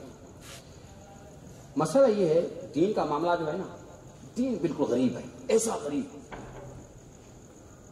کسی انجینئر سے پوچھو نا یار مجھے بخار ہوئے کون سی دوائی کھاؤں, وہ کہے گا یار خیر تو میں تو انجینئر, مجھے کیا پتا ڈاکٹر کا, ڈاکٹر پاس جاؤ. ڈاکٹر سے کسی انجینئر کا مسئلہ پوچھو, وہ کہے یار مجھے نہیں جانتے تم, میں تو ڈاکٹر ہوں, مجھے کیا پتا انجینئرنگ کا, وہ کسی انجینئر سے جا کر پوچھو. لیکن دین ایسا واحد مسئلہ ہے, پڑھے بغیر, دین سیکھے بغیر سب سے بڑا ماہر میں ہوں. سب سے بڑا ماہر میں ہوں. نہ میں نے قرآن کو پڑھا ہے, نہ میں نے احادیث کو پڑھا ہے, اور بڑی زور سے بات کرتا ہوں مولوی کوئی عذاب قبر نہیں ہے. تو آپ کو عرض کروں عذاب قبر کے متعلق شاید آگے بات نہیں جائے گی. 3 قسم کے لوگ ہوں گے, 3 قسم کے لوگ ہوں گے عذاب قبر کے متعلق. نمبر 1, کچھ پر عذاب ہوگا, عرض کر رہا ہوں, کچھ پر بالکل ہی عذاب نہیں ہوگا. یہ بھی ہیں بالکل ہی عذاب نہیں ہوگا. بلکہ صرف عذاب نہیں ہوگا نہیں، ان کے پاس نعمتیں ہوں گی. اب عذاب نہیں ہوگا نہ کہیں، کچھ پر عذاب ہی ہوگا، کچھ کے پاس نعمتیں ہوں گی. تیسری قسم ہے کہ نہ عذاب نہ نعمتیں، ایسے پڑے ہیں. یہ قبر کے اندر 3 حالتیں ہوں گی. 3 حالتوں کو قرآن نے بیان کیا ہے. عذاب قبر مثلا وہ فرعون، آل فرعون کا تذکرہ کرتے قرآن نے کہا النار یعرضون علیہم غدوا وعشیا، صبح کے وقت اور شام کے وقت انہیں آگ کے سامنے پیش کیا جاتا ہے. صبح شام آگ. یہ صبح شام کا لفظ بتلا رہا ہے کہ یہ آگ محشر والی آگ نہیں ہے. کیوں کہ محشر والی آگ کا مطلب ٹائم نہیں ہوتا، وہ تو ہم فیہا، بس وہ تو ادھر ہی رہنا ہے. اب کہاں جائے گا؟ ادھر ہی ادھر. صبح شام کا لفظ بتلا رہا ہے کہ یہ عذاب برزخ کا عذاب ہے، قبر کا عذاب ہے، قیامت کا نہیں ہے. بالکل صحیح. اتنی مطلب واضح آیت ہے قرآن مجید. یا قرآن مجید نے منافقین کے لیے یوں کہا ہے سنعذب مرتين ثم يردون الى عذاب عظیم. یہ منافقین کی آیت ہے. یہ ان منافقوں پہ 2 مرتبہ پہلے عذاب ہو چکا ہے. 2 مرتبہ عذاب کرنے کے بعد انہیں لوٹایا جائے گا ایک عذاب عظیم کی طرف. عذاب عظیم تو وہی ہے جہنم، لیکن جہنم سے پہلے 2 مرتبہ ان پہ عذاب ہو چکا ہے. یہ جہنم سے پہلے جو 2 مرتبہ عذاب ہوا ہے وہ کہاں پہ ہوا ہے؟ وہی حالت احتضار ہے اور قبر. ایک حالت احتضار سانس نکالنے والا، اور ایک ہے قبر. یہ آیت بھی صراحتاً واضح اشارہ نہیں، واضح کہہ رہی ہے کہ قبر کا عذاب ہے. 2 نمبر 3 وہ جو جناب نوح کی قوم غرق ہو گئی، اس جناب نوح کی قوم کے لیے قرآن نے کہا ہے اغرقوا فادخلوا النار. اغرقوا فادخلوا النار. وہ غرق ہو گئے. غرق ہونے کے بعد فوراً جہنم میں ڈال دیے گئے. فوراً کا ترجمہ میں فا بر فا سے کر رہا ہوں. جس طرح قرآن کہتا ہے انما امرہ اذا اراد ان یقول له لشیء کن فیکون. کن ارادہ یکون، فوراً ہو جاتا ہے. یہ فا کا ترجمہ ہے. من کنت مولا فہذا، میں میرے بعد فوراً. یہ فا کا ترجمہ ہے. اسی طرح یہاں پہ مالک نے کہا اغرقوا ثم نہیں فادخلوا النار، فوراً جہنم میں ڈال دیے گئے. یہ فا سنا رہی ہے کہ یہ جہنم وہ محشر والی جہنم نہیں ہے، یہ قبر والی جہنم ہے، برزخ والی جہنم ہے. جنت برزخی بھی ہے اور جنت یہ جہنم برزخی بھی ہے. تو 3 آیتیں سرا سے کریں عذاب قبر کے متعلق. البتہ اگر ہم ان کو دیکھیں تو عذاب بیان کیا گیا منافقین کے لیے، عذاب بیان کیا گیا ہے اور فرعون ٹائپ لوگوں کے لیے، فرعون کے لیے، اور عذاب بیان کیا گیا ہے جناب نوح کی قوم کے لیے. کچھ وہ بھی ہیں جن کے پاس نعمتیں ہی نعمتیں ہوں گی، جیسے قرآن نے کہا وَلَا تَحْسَبَنَّ الَّذِينَ قُتِلُوا فِي سَبِيلِ اللَّهِ أَمْوَاتٌ. تیسرے قسم کے وہ لوگ ہیں جن پر نہ تو عذاب ہوگا نہ نعمتیں ہوں گی. اب سورہ یاسین اس قسم بیان کر رہی ہے. یا ویلنا، اب انہوں نے قبروں میں تو کچھ دیکھا ہی نہیں تھا. اب جب میدان محشر کو دیکھیں گے تو اب یہ پکار کے کہیں گے یا ویلنا من بعثنا من مرقدنا، اوہو ہمیں اپنے آرام گاہوں سے کس نے اٹھایا ہے. جب اتنا بڑا عذاب سامنے ہو تو قبر آرام گاہ تو لگے گی. یعنی کچھ وہ لوگ ہیں جن پہ نہ عذاب نہ ثواب، کچھ پہ عذاب اور کچھ کے پاس نعمت. البتہ وآخر دعوان الحمدللہ رب العالمین. کہ نہیں پورا نہیں ہو سکتا یار، ٹائم لگ جائے گا میرے خیال میں، گھنٹہ ہو گیا. نہیں ایسے قبلہ کہیں گے تو بات کروں گا نہیں.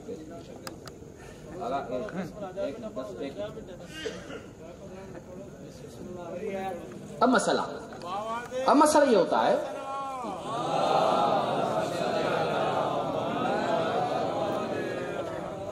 اب اسے قبر میں لٹا دیا گیا. اب یہ قبر میں سلا دیا گیا. قبر میں سلانے کے بعد جو پہلا مرحلہ آتا ہے وہ ہوتا ہے مرحلہ منکر نکیر کے سوال و جواب کا. یہ سوال و جواب اتنے آسان نہیں ہے. قبر کی مشکلات کو آپ یہیں سے بھی انداز لگا سکتے ہیں. قبر کی مشکلات کتنی ہیں یہیں سے آپ انداز لگا سکتے ہیں. میری 50 برس عمر ہے, 55 برس عمر ہے, 70 سال میری عمر ہے, 100 سال میری عمر ہے. 100 سال میں اللہ کو اللہ مانتا رہا ہوں, نبی کو نبی مانتا رہا, قرآن کو اپنی کتاب مانتا رہا 100 سال. مگر جب بندہ 100 سال زندگی گزار کر قبر میں جاتا ہے تو منکر نکیر سوال کیا کرتے ہیں؟ کبھی سوچا ہے سوال کیا ہوتا ہے؟ یہی نا, تیرا رب کون ہے؟ وہ مالک میں 100 سال رب کو رب کہتا رہا ہوں.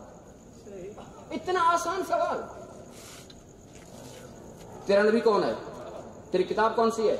یہی سوال آتا ہے نا. تیرا امام کون سا ہے؟ تیرا امام کون ہے؟ مگر یہیں پر اگر آپ نگاہ کریں گے جتنے سوال ہیں قبر کے نام کرنا, ہر سوال کا جواب ایک ہے.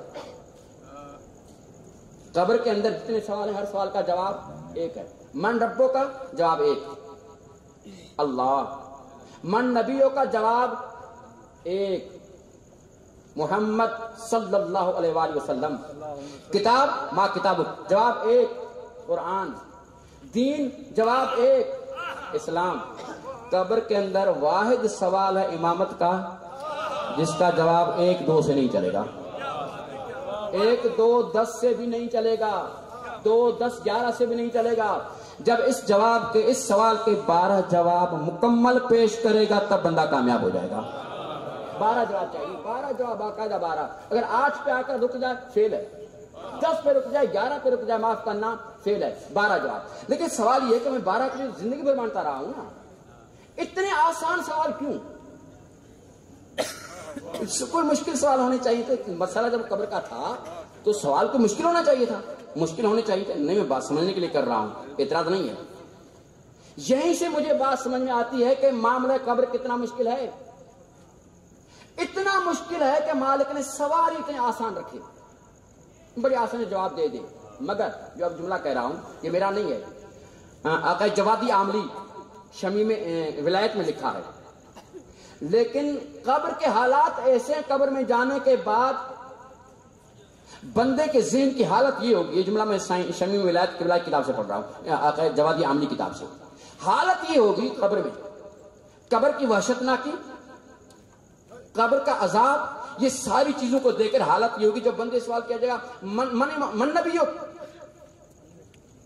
تو کئی 100 سالوں تک بندہ سوچتا رہے گا کہ یار کون ہے وہ نبی میرا, کون ہے, کون کون کون کر کے 100 سالوں کے بعد اس کے ذہن میں یہ بات آئے گی صرف اتنی کہ یار میرا نبی تو وہ تھا جس پر کتاب نازل ہوئی تھی, نام پھر بھی نہیں آئے گا. یہ جو میں کہتا ہوں الٹا میں ان سے سوال کر دوں گا, ہاتھ ملا کر چلے جائیں گے. یہ معاملہ اس طرح نہیں ہے. 100 سالوں تک اتنے آسان جواب شمیم ولایت میں آقا جواد عامل لکھا ہے. 100 سالوں کے بعد بس اتنی بات ذہن میں آئے گی کہ یار میرا نبی تو وہ تھا جس پہ کتاب نازل ہوئی تھی, کیا نام ہے, نام پھر بھی نہیں آ رہا. اب یہ قبر کی وحشت ناکی ہے, یہ قبر کے ہول ناکیاں ہیں, یہ قبر کے حالات ہیں. سوال یہی ہے, اگر ان سوالوں پہ نگاہ کریں تو سب کے سب سوال عقائد کے ہیں, عمل کا نہیں ہے. قبر میں اللہ نے یہ سوال نہیں کروایا, نماز پڑھی تھی, روزہ رکھا تھا, حج کیا تھا, زکات دی تھی, نہیں, کوئی اس طرح کا سوال نہیں ہے. کیوں؟ مالک بڑا کریم ہے, مالک اس بندے پہ بڑا مہربان ہے. وہ کئی ہزار ماؤں سے زیادہ مالک اپنے بندے سے پیار کرتا ہے. وہ چاہتا یہ ہے کہ کچھ کام ایسے ہیں جو میرے مرنے کے بعد بھی ادا ہو سکتے ہیں, جب کبھی ادا ہو جائیں کوئی ادا کروا دے, جب کبھی ادا ہو جائیں کوئی ادا کروا دے, وہ میرے کام کاؤنٹ ہو جاتے ہیں. نماز اللہ رحم کرے میں نے نہیں پڑھی, میرے بیٹے نے پڑھ دی, میرے بیٹے نے کسی سے پڑھوا دی, کام ہو جائے گا. اللہ رحم کرے حج میں نے نہیں کیا, مطلب پیسے ویسے بھی سارے حالات ٹھیک ہوں, حج نہیں کیا, میں نے نہیں کیا, میرے بیٹے نے کروا دیا, اجرت حج ادا کروا دیا, حج ادا ہو جائے گا. یہ سارے کام عمل انجام دیے جا سکتے ہیں. لیکن عقیدہ ایک ایسا مسئلہ ہے جو اجارے پہ انجام نہیں دلوایا جا سکتا. میری طرف سے کوئی اور انجام دے اسے نہیں کر سکتے. عذاب قبر اتنا حتمی کہ اس کے اسباب، اگر اسباب پہ نگاہ کریں تو ان سے ایک سبب کو بیان چلو دو سناتا ہوں. نمبر 1، جو میرا مسئلہ ہے، میں وہ آنکھوں سے باتیں دیکھتا ہوں، میں وہ بات کرتا تب جو میں اپنی آنکھوں سے دیکھتا ہوں. عذاب قبر کا ایک مشکل مسئلہ پیشاب کی نجاست سے پرہیز نہ کرنا. خیر آپ کہیں گے یار مولوی کیسی باتیں کر رہے ہیں، یار میری باتیں آنکھوں سے دیکھ کے میں تبھی بات کر رہا ہوں. پیشاب کی نجاست سے پرہیز نہ کرنا. اگر میرے مصطفیٰ میں نبی فرماتے ہیں کہ میری امت کے اکثر افراد پہ جو عذاب قبر ہوگا وہ پیشاب کی نجاست سے پرہیز نہ کرنے کی وجہ سے ہوگا. اور اگر ہم دیکھتے ہیں نا اکثر بات یار مثلا ایک لمحہ غیر شیعہ پہ نگاہ کریں، چلو چھوڑیں ان کو، ان سے میری بات نہیں ہے. آپ سے بات کروں، مکتب تشیع میں پیشاب کے بعد پانی کے بغیر گزارا نہیں ہوگا، قطعاً نہیں ہے. اگر ڈھیلا وغیرہ کوئی اپنی برادری کا اپنا دوست کو استعمال کرتا ہے تو ڈھیلا صرف اسے اتنا فائدہ دے سکتا ہے کہ مقام پیشاب پاک نہیں ہوگا مگر آپ کا کپڑا بھی نجس نہیں ہوگا. ڈھیلا بس اتنا فائدہ دے سکتا ہے کہ آپ کا کپڑا شلوار نجس نہیں ہوگی بس. مگر نماز وغیرہ جو بھی پڑھنا چاہتے ہیں، جیسے آپ کو پانی ملا تو آپ کو مقام پیشاب کو پاک کرنا پڑے گا. نہیں کیا تو عذاب قبر کا ایک سبب پیشاب کی نجاست سے پرہیز نہ کرنا. جب دیکھتے ہیں امت کے اندر تو امت کا یہی ہے، امت تو یہی کہتے جی ٹھیک ہے ڈھیلا مل گیا بات ہو جائے گی، جبکہ نہیں ہوگی. شرم قدم اس طرح بات نہیں ہوگی. کچھ اور چیزیں بھی ہیں. ان چیزوں میں سے ایک سبب ہے گھر میں بد اخلاقی، اسے کہتے ہیں بد خلقی. گھر سے میری مراد بیوی ہے، گھر والی. یہ میں بات شادی سے 200 نہیں کر رہا، اور اس بات کو آگے پھر تیسرے مرحلے کی طرف تو بالکل بھی نہیں جاؤں گا. لیکن یہ جو گھر والی ہے اس کے ساتھ بدخلقی سبب بنتی ہے عذاب قبر کا. جب علی مولا زندگی پڑھتے ہیں نا، علی مولا گھر میں بیٹھ کر جناب سید کے ساتھ وہ دالیں شال بیٹھ کر صاف کر رہے ہیں. علی مولا زندگی اس طرح. خیر آپ کہیں وہ سیدہ تھیں لیکن علی مولا کی تو گھر والی تھی نا. علی مولا اس طرح کر رہے ہیں. جب میں آپ سے بات کر رہا ہوں وہ معمولی شخص وہ بھی نہیں ہے. عذاب قبر کا ایک سبب گھر میں بیوی سے بد اخلاقی سبب بنتا ہے عذاب قبر کا. جو بات آپ سے ابھی کر رہا ہوں وہ کسی معمولی بندے کی نہیں ہے. سعد بن معاذ نبی صاحب کا صحابی ساتھی، واقعہ پورا تو نہیں پڑھوں گا، اسے جلد یوں کہیں کتنا عظیم تھا. سعد بن معاذ کتنا عظیم تھا، خود بندہ کتنا عظیم تھا. نبی صاحب کا صحابی بندہ کتنا عظیم تھا. انصار کا رئیس تھا. نمبر 2، جب سواری پہ سوار ہو کر آتا تھا میرے نبی کے پاس تو میرے مصطفیٰ کے پاس جو مسلمان بیٹھے ہوتے تھے میرے مصطفیٰ فرماتے تھے ان مسلمانوں سے کہتے تھے جاؤ جا کر اس کا استقبال کرو. 2 نمبر 3، جب میرے نبی کے پاس آ جاتا تھا تو میرے نبی خود کھڑے ہو جاتے تھے.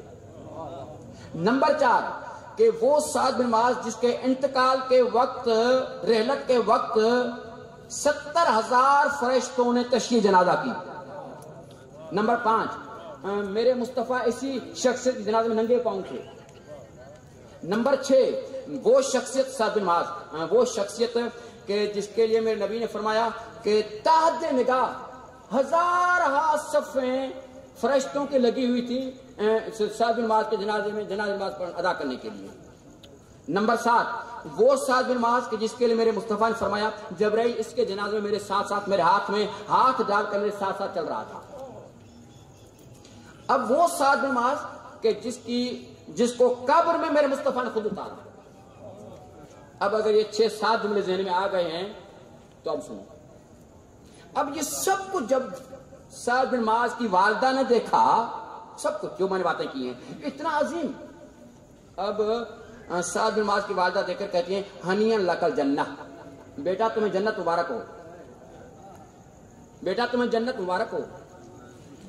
میرے مصطفیٰ دیکھ کر فرماتے تمہیں کس نے کہا کہ تیرا بیٹا جنتی ہے؟ تمہیں کس نے کہا کہ جنتی ہے؟ صحابہ نے کہا یا رسول اللہ یہ سعد یہ سارا کچھ جنتی نہیں ہے۔ میرے مصطفیٰ نے فرمایا اس پہ عذاب قبر، فشار قبر ہو رہا۔ اب صحابہ پریشان تھے۔ اب اس کی شخصیت تو 5-8 جملوں میں آپ کے ذہن میں آ گئی ہوگی۔ اب میرے جو صحابہ تھے میں نبی کو پریشان ہوئے، یا نبی اللہ سعد اور عذاب قبر، فشار قبر کیوں؟ بڑا مختصر سا جواب تھا۔ میرے مصطفیٰ نے فرمایا یہ جملہ ابھی جو کہہ رہا ہوں یہ میرا نہیں ہے، بس اللہ غریب کی رحمت کرے۔ تھا تو ملنگ بندہ کمال کا تھا، ملنگ نیاز علی ادھر کے ہی تھے، کمال کا بندہ تھا۔ وہ کہتے تھے یار یہ عجیب لوگ ہیں، لوگ کہ جب باہر ہوتے ہیں بڑے اچھے ہوتے ہیں، ٹھیک زبردست، جب گھر میں آتے ہیں شمر بن جاتے ہیں۔ یہ میں نے جملہ ان سے ہی سنا تھا، گھر میں آ کر یہ شمر بن جاتے ہیں۔ تو معاف کرنا، بالکل میرے نبی نے اس طرح کہا۔ جب صحابہ نے کہا کہ یا نبی اللہ سعد، اتنا مرتبہ سعد، پھر عذاب قبر، میرے مصطفیٰ فرماتے ہیں وہ اس لیے کہ اس کا رویہ اپنی بیوی سے، گھر والی سے ٹھیک نہیں تھا، بد اخلاقی سے پیش آتا تھا۔ یار صحیح کہہ رہا ہوں، حدیث کے ساتھ ہم ہر شب کو پڑھتے ہیں، سچ کہہ رہا ہوں، حدیث کے ساتھ ہم ہر شب کو پڑھتے ہیں، لیکن میرے معاشرے کا مسئلہ رسمی ہو گیا ہے۔ میں نے ان سے سیکھنا کچھ بھی نہیں ہے، رسم ادا کرتا ہوں۔ اگر رسموں کے قیدی بن کر یہ کام کرتے رہیں گے کبھی بھی ہم لوگ ٹھیک نہیں ہو سکتے۔ حدیث کے ساتھ تلاوت کرتا ہوں، اس تلاوت میں ذرا یوں سوچیں کہ حدیث قصہ کے اندر گھر کا اخلاق کس طرح بیان کیا گیا ہے۔ ان شخصیات میں سے صرف نبی خدا صلی اللہ علیہ وآلہ وسلم باہر سے آئے تھے، باقی تمام کی تمام شخصیات اسی گھر کے کسی نہ کسی حجرے میں تھیں، اس حجرے میں، اس حجرے میں، اور کیا۔ مگر کمال ہے جب اس حجرے سے اٹھ کر ادھر آئے تو سب سے پہلے آ کر سلام کیا، اور سلام بھی ایسے نہیں، بڑے القابات کے ساتھ۔ ماں نے بیٹے کو، بیٹے نے ماں کو، شوہر نے بیوی کو، بیوی نے شوہر کو، کس طرح کے سلام کیے۔ سبحان اللہ، سبحان اللہ۔ یہیں سے علی مولا نے کس طرح سلام کیا، سیدہ نے کس طرح جواب دیا۔ سبحان اللہ، سبحان اللہ۔ علیک السلام یا ابا الحسن و یا امیر المومنین۔ سبحان اللہ، علیہ السلام کہہ دیتے بات ختم ہو جاتی، یہ فرماتے بات ختم تھی نہیں، لیکن باقاعدہ، اور علی مولا نے باقاعدہ اس طرح ہی سلام کیا، یا بنت رسول اللہ، اس طرح۔ تو دعا کرتا ہوں ادھر تک قبر میں آ کر ایک بار پھر وہی روح اس جسم میں داخل ہو جاتی ہے، سوال جواب کے بعد اسی جسم سے وہ روح نکال دی جاتی ہے، نکالنے کے بعد وہی روح ایک مثالی جسم میں داخل کی جاتی ہے، مثالی جسم کے ساتھ، البتہ بعض علماء فرماتے نہیں اس کو جسم کی پھر ضرورت نہیں رہتی، لیکن جو کہتے ہیں نہیں جسم چاہیے تو وہ کہتے ہیں کہ روح کے لیے ممکن ہی نہیں ہے کہ بغیر کرسی کے ٹک سکے، روح کے لیے ممکن نہیں ہے بغیر موضوع کے یہ وجود میں آئے، نہیں ہو سکتا، اس کو کرسی چاہیے، اس کو موضوع چاہیے، اس لیے مثالی بدن چاہیے۔ پھر اگر ٹھیک بندہ ہے تو وادی سلام میں رہتا ہے، اگر ٹھیک نہیں تو وادی بروت میں رہتا ہے، پھر الا ماشاء اللہ جب تک چاہے گا مالک وہیں تک رہیں گے، وہیں سے بندہ باہر آئے گا تو برزخ کا عنوان ہی ختم ہو جائے گا، پھر معاشرہ کا مسئلہ ہے جو ہمارا اس وقت بس بھی وہ نہیں ہے۔ تو خدا متعال سے دعا ہے واقعی ہمیں اس معاشرہ کو، برزخ کو سمجھنے کی توفیق عطا۔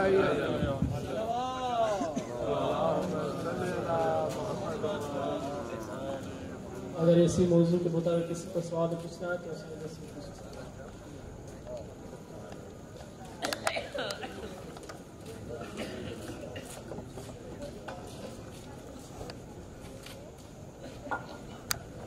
السلام علیکم۔ آپ نے جیسے فرمایا کہ برزخ کا پہلا سفر قدم رکھنا، نہ کسی انبیاء کو اس چیز کا علم ہے اور نہ کسی ائمہ علیہ السلام کو، اور جو سانس اندر چلی جاتی ہے اس کا کسی کو پتہ نہیں ہے کہ آئے بھی نہیں آئے گی۔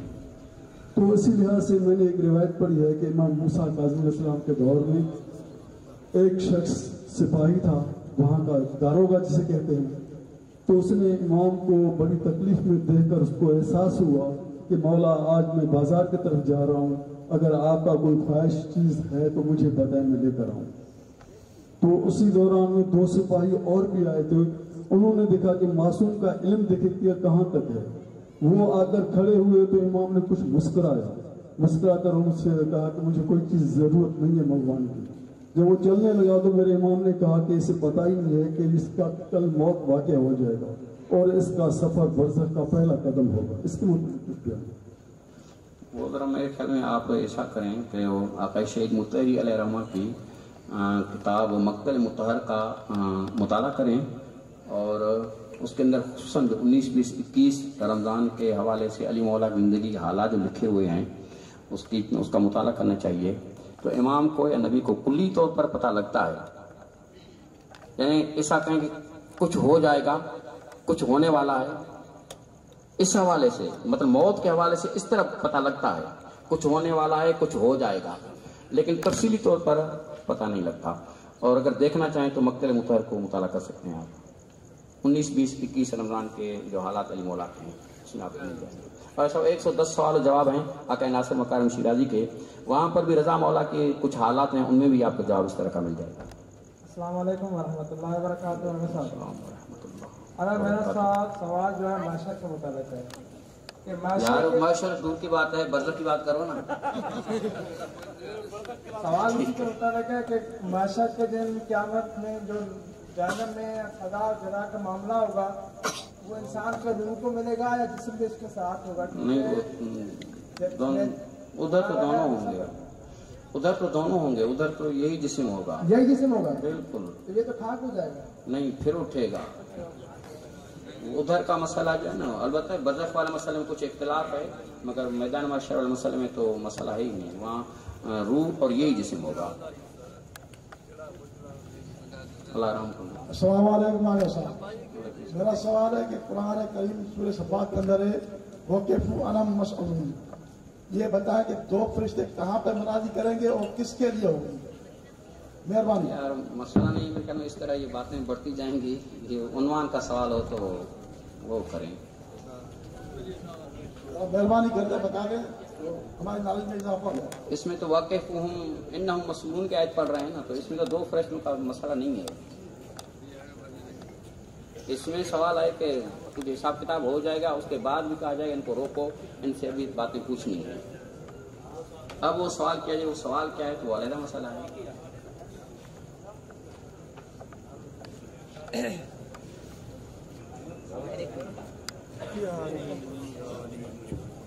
السلام علیکم سر. یہ برزخ جو سفر آئے جو انبیاء علیہ السلام دلائے دیا ہے یا صرف عام انسان دلائے؟ برزخ تو پیریڈ ہے, سمجھ لیتے ہیں حالات مختلف ہوتا جے مرائل عام انسان کے گزرنا پڑے تو آیا انبیاء علیہ السلام بھی مرائل میں گزر کرنا حالت اعتذار انبیاء کے بھی جی قبر انبیاء یہ جترو پیریڈ ہے سمجھ لے ہوں, مطلب حالات مختلف ہوں گا. حالات تو آپ کے میری بھی جیسے نہیں ہوں گے نا. وہ ہم نے پہلے کہا سجاد مولا کے الفاظ بھی اس طرح تھے, لیکن وہ ان کے حوالے سے نہیں ہے, مقامی تعلیم میں. آقا صاحب السلام علیکم. وعلیکم السلام ورحمۃ اللہ. آقا صاحب مرن والے کا بعد میں جڏहिं جو برزخ جو سفر شروع थिए थो पियो, जॾहिं असां साहिब क़ब्र जे लाइ वञी करे फातिह पढ़ूं था पिया, त उन फातिह पढ़ण जे दौरान उनजो रूह उन जिते असां उनखे दफ़न करे आयासीं उते मौजूदु आहे या برزخ में काफ़ी सफ़र करे चुको आहे? ईअं से हुनजो रहण त बचकान खां वादी में आहे. वादी सलाम में अलाह कंदो मोमिन हूंदो, वादी सलाम में ई हूंदो. पर जे हू उतां खां हिते अचणु चाहे त उहो अची बि सघे थो.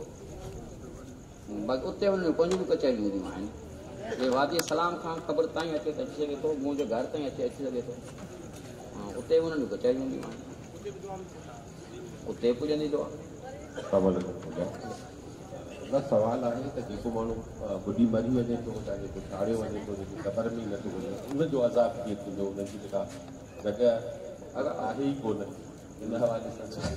न जेको अज़ाब आहे न उहो अज़ाब असां ॾिसण जी शइ कान्हे. मिसाल जेको फ़र्क़ु कर हिकिड़ो अॻे ज़माने में थींदो हुयो, हाणे त शायदि ईअं न आहे. अॻे ज़माने में थींदो जेके फाई ॾिनी वेंदी हुई, तारीख़ आहे केतिरनि महीननि ताईं लाश लटकियल हूंदी हुई. तो लटकियल लाश ते बि अज़ाब फिज़ा में थींदो. इहे सुवाल जवाब थींदा. अज़ाब फिज़ा जे ज़रिए थींदो, उहो पाणी में बि थींदो जे मुस्तक़िल अज़ाब आहे त. السلام علیکم. فضا میں हुजे या पानी में हुजे थींदो. साईं हिकिड़ो सवाल इहो आहे त रिवायत में आहे त जेके मरहूम जा रूह आहिनि शब जुमा मगरिब खां वठी सुबुह सादिक ताईं घर में ईंदा आहिनि, छा उहे काथों वादी सलाम ईंदा आहिनि? सर जे ईंदा आहिनि त उहे थी सघनि था जेके ठीकु हुजनि, हर रूह न ईंदो. अच्छा, जे ठीकु आहे त मानो आज़ादु आहे त ईंदो, जे ठीकु न आहे त आज़ादु न आहे, आज़ादु न आहे त न अची सघंदो. हिकिड़ो असां सवाल ॿियो आहे, क़बर में बि चवंदा आहिनि त तव्हां पाण फरमायो त रूह वापसि हुन में वेंदो आहे मुर्दे में, पर के चवंदा आहिनि क़बर थोरी वॾी कयो, कुशादी कयो, हिन लाइ कुझु आहे त या आम क़बर बि जीअं सामी हूंदी आहे असां वटि ॻोठनि में उहा त सफ़ा सोड़ी हूंदी आहे? क़बर जे लाइ क़द जे हवाले खां त करम करे ॻाल्हाईंदी आहे. एतिरी मुस्तहबा खे वॾी ठाहे माण्हू वरी बीह सघे. बाक़ी हाणे ईअं सोढ़ी त हाणे कारे त कोन विझंदासीं, एतिरी त अकुड़ ई कोन मञंदो न, बाक़ी अंदरि पइजी सघे थो त काफ़ी आहे. अलबत्ता हीअं ऊन्हाई जेका आहे उन जे लाइ शर्म कंदी आहे. वॾी माना ईअं आहे वॾी ठाहिजे, ऊन्हाई ऊनी हुजे.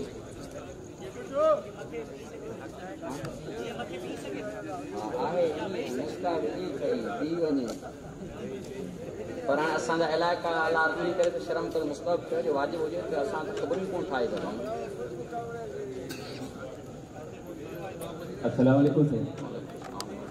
मेरा सवाल ये है, आपने फरमाया कि मोमिन हो या मुनाफिक मरते वक्त मौला कायनात अमीर मोमिन सलाम का ज़ियारत नसीब होती है. एक वक्त में पूरी कायनात में कई जगह अम्बार से बाकी होती हैं, तो मौला कायनात एक ही वक्त में जो है ना पूरे कायनात में मुख्तलिफ मरने वालों के मसला ये है कि मैंने ऐसा तो नहीं कहा कि अली मौला इधर आ जाते हैं, आने की मैंने बात नहीं की. मैंने कहा आप देख सकते हैं, इसको यूं समझ सकते हैं अभी तो रात है, शायद मेरी बात वाज़ेह न हो पाए. अगर दिन होता ना मैं आप सबको कहता वो देखो मीनार आपको नजर आ रहा है, तो मेरे ख्याल में आप अक्सर लोग कहते हैं हाँ हम देख रहे हैं. इसका मतलब मीनार तो अपनी जगह पे है, मासूम शाह का मीनारा वो तो अपनी जगह पे है. लेकिन कितने ही लोग कहते हैं हाँ जी, इधर वाले कहते हैं हमने भी देखा है, वो भी कहता है मैंने देखा है, वो भी कहता है मैंने देखा है. मैंने अली मौला के आने की बात मैंने नहीं की है. मैंने कही अली मौला की ज़ियारत करता है, ज़ियारत में अली मौला की कैफियत क्या होती है, इससे तो मैंने बात नहीं की. आप कहें तो अब शुरू करूँगा, मेरे ख्याल में ज़रूरी नहीं है, लेकिन आने की बात मैंने नहीं की. और अली मौला ने भी यही बात की है, मैं ये मत यार वो मुझे देखेगा, मैं आता हूँ. अली मौला ने ये भी नहीं कहा, ये तो मेरी जल्दी होती है मेरे मेंबर की कि हम लोग कहते हैं अली मौला आते हैं. वो मुझ जैसा बेचारा ज़्यादा पढ़ा लिखा होता है जो कहता है अली मौला आते हैं. नहीं तो अली मौला ने इस तरह नहीं कहा. अली मौला ने फरमाया ये मेरी ज़ियारत करता है, ये मुझे देखता है. अस्सलाम वालेकुम. तव्हां इंतिहाई ख़ौफ़नाक ऐं हक़ीक़ी सूरत हाल बयानु कई, हक़ीक़ी ॻाल्हि आहे तव्हांजी आहे, पर महिरबानी करे इहो बि बयानु कयो कि 5 नूर क़बर में अचनि था. साईं या सही ॻाल्हि आहे, वञी पर टाइम खाई वियासीं थोरो साईं हिन बारे में 2 मिंट ई बयानु कयो महिरबानी. साईं क़बर जी तारीख़ी त आहे, इन में कोई शक कोन्हे. ऐं सजाद मौला बि फरमायो आहे, ऐं क़बर जेके आवाज़ूं आहिनि उन्हनि 5 आवाज़ूं रोज़ क़बर ॾींदी आहे. उन्हनि मां बि हिकु आवाज़ इहा आहे, अना बैतुल ज़ुल्मा, मां तारीख़ी जो घरु आहियां. मगर जॾहिं इहा क़बर तारीख़ी आहे त उन में हिकु मरतबा हीअ बि कैफ़ियत आहे, बाक़ाइदा रिवायतूं आहिनि. माना ईअं का न को उन में ज़ाती आहे न किताबत आहे, रिवायतूं आहिनि. हिकु मरतबा इहा ई क़बर मोमिन जी आहे, चए मोमिन जी क़बर रोशन बि थियणी आहे, थींदी रोशन थींदी. ईअं नूर आहिनि सॼे खां, अलबत्त 6 पासनि नूर लिखियलु आहिनि. 6 पासनि नूर अचे थो, साम्हूं खां अचे थो, सॼे खां अचे थो, खॿे खां अचे थो, मथां खां अचे थो, साम्हूं खां अचे थो, सिरांदी खां अचे थो. 6 क़िस्म नूर ईअं अचनि था. पोइ हर हिकु नूर हिक ॿिए सां तारुफ़ कराए थो. अलबत्त हिकु नूर वधीक रोशन आहे. पोइ उहो वधीक रोशन नूर ईअं पुछे तूं कहिड़ा, तूं कहिड़ा, तूं कहिड़ा. हर नूर खां सुवाल करे थो. सॼे पासे वारे खां पुछे तूं कहिड़ा, हू चए थी मां नमाज़ आहियां. उनखे पुछे तूं कहिड़ा, मां जो रोज़ो आहियां. तूं कहिड़ा, मां जो हज आहियां. तूं कहिड़ा, मां ज़कात आहियां. पोइ इहे वरी सभु नूर गॾिजी जेको वधीक रोशन मुनवर नूर आहे उन खां पुछनि था तूं जो असां सभिनी खां तारुफ़ कयो तूं कहिड़ा भला. पोइ उहो वधीक रोशन नूर जवाबु ॾींदो आहे त मां हिन बंदे जी विलायत अमीरुल मोमिनीन विलायत अली इब्न अबी तालिब आहियां. शक न आहे सर, बिल्कुलु ईअं. पर थोरो ॻाल्हि रहिजी वई ऐं करे त टाइम अल्लाहुम्मा सल्ली अला मुहम्मद व अला अल्लाहुम्मा सल्ली अला मुहम्मद. अस्तगफिरुल्लाह अल्लज़ी ला इलाहा इल्ला हुवा अर्रहमानुर रहीम.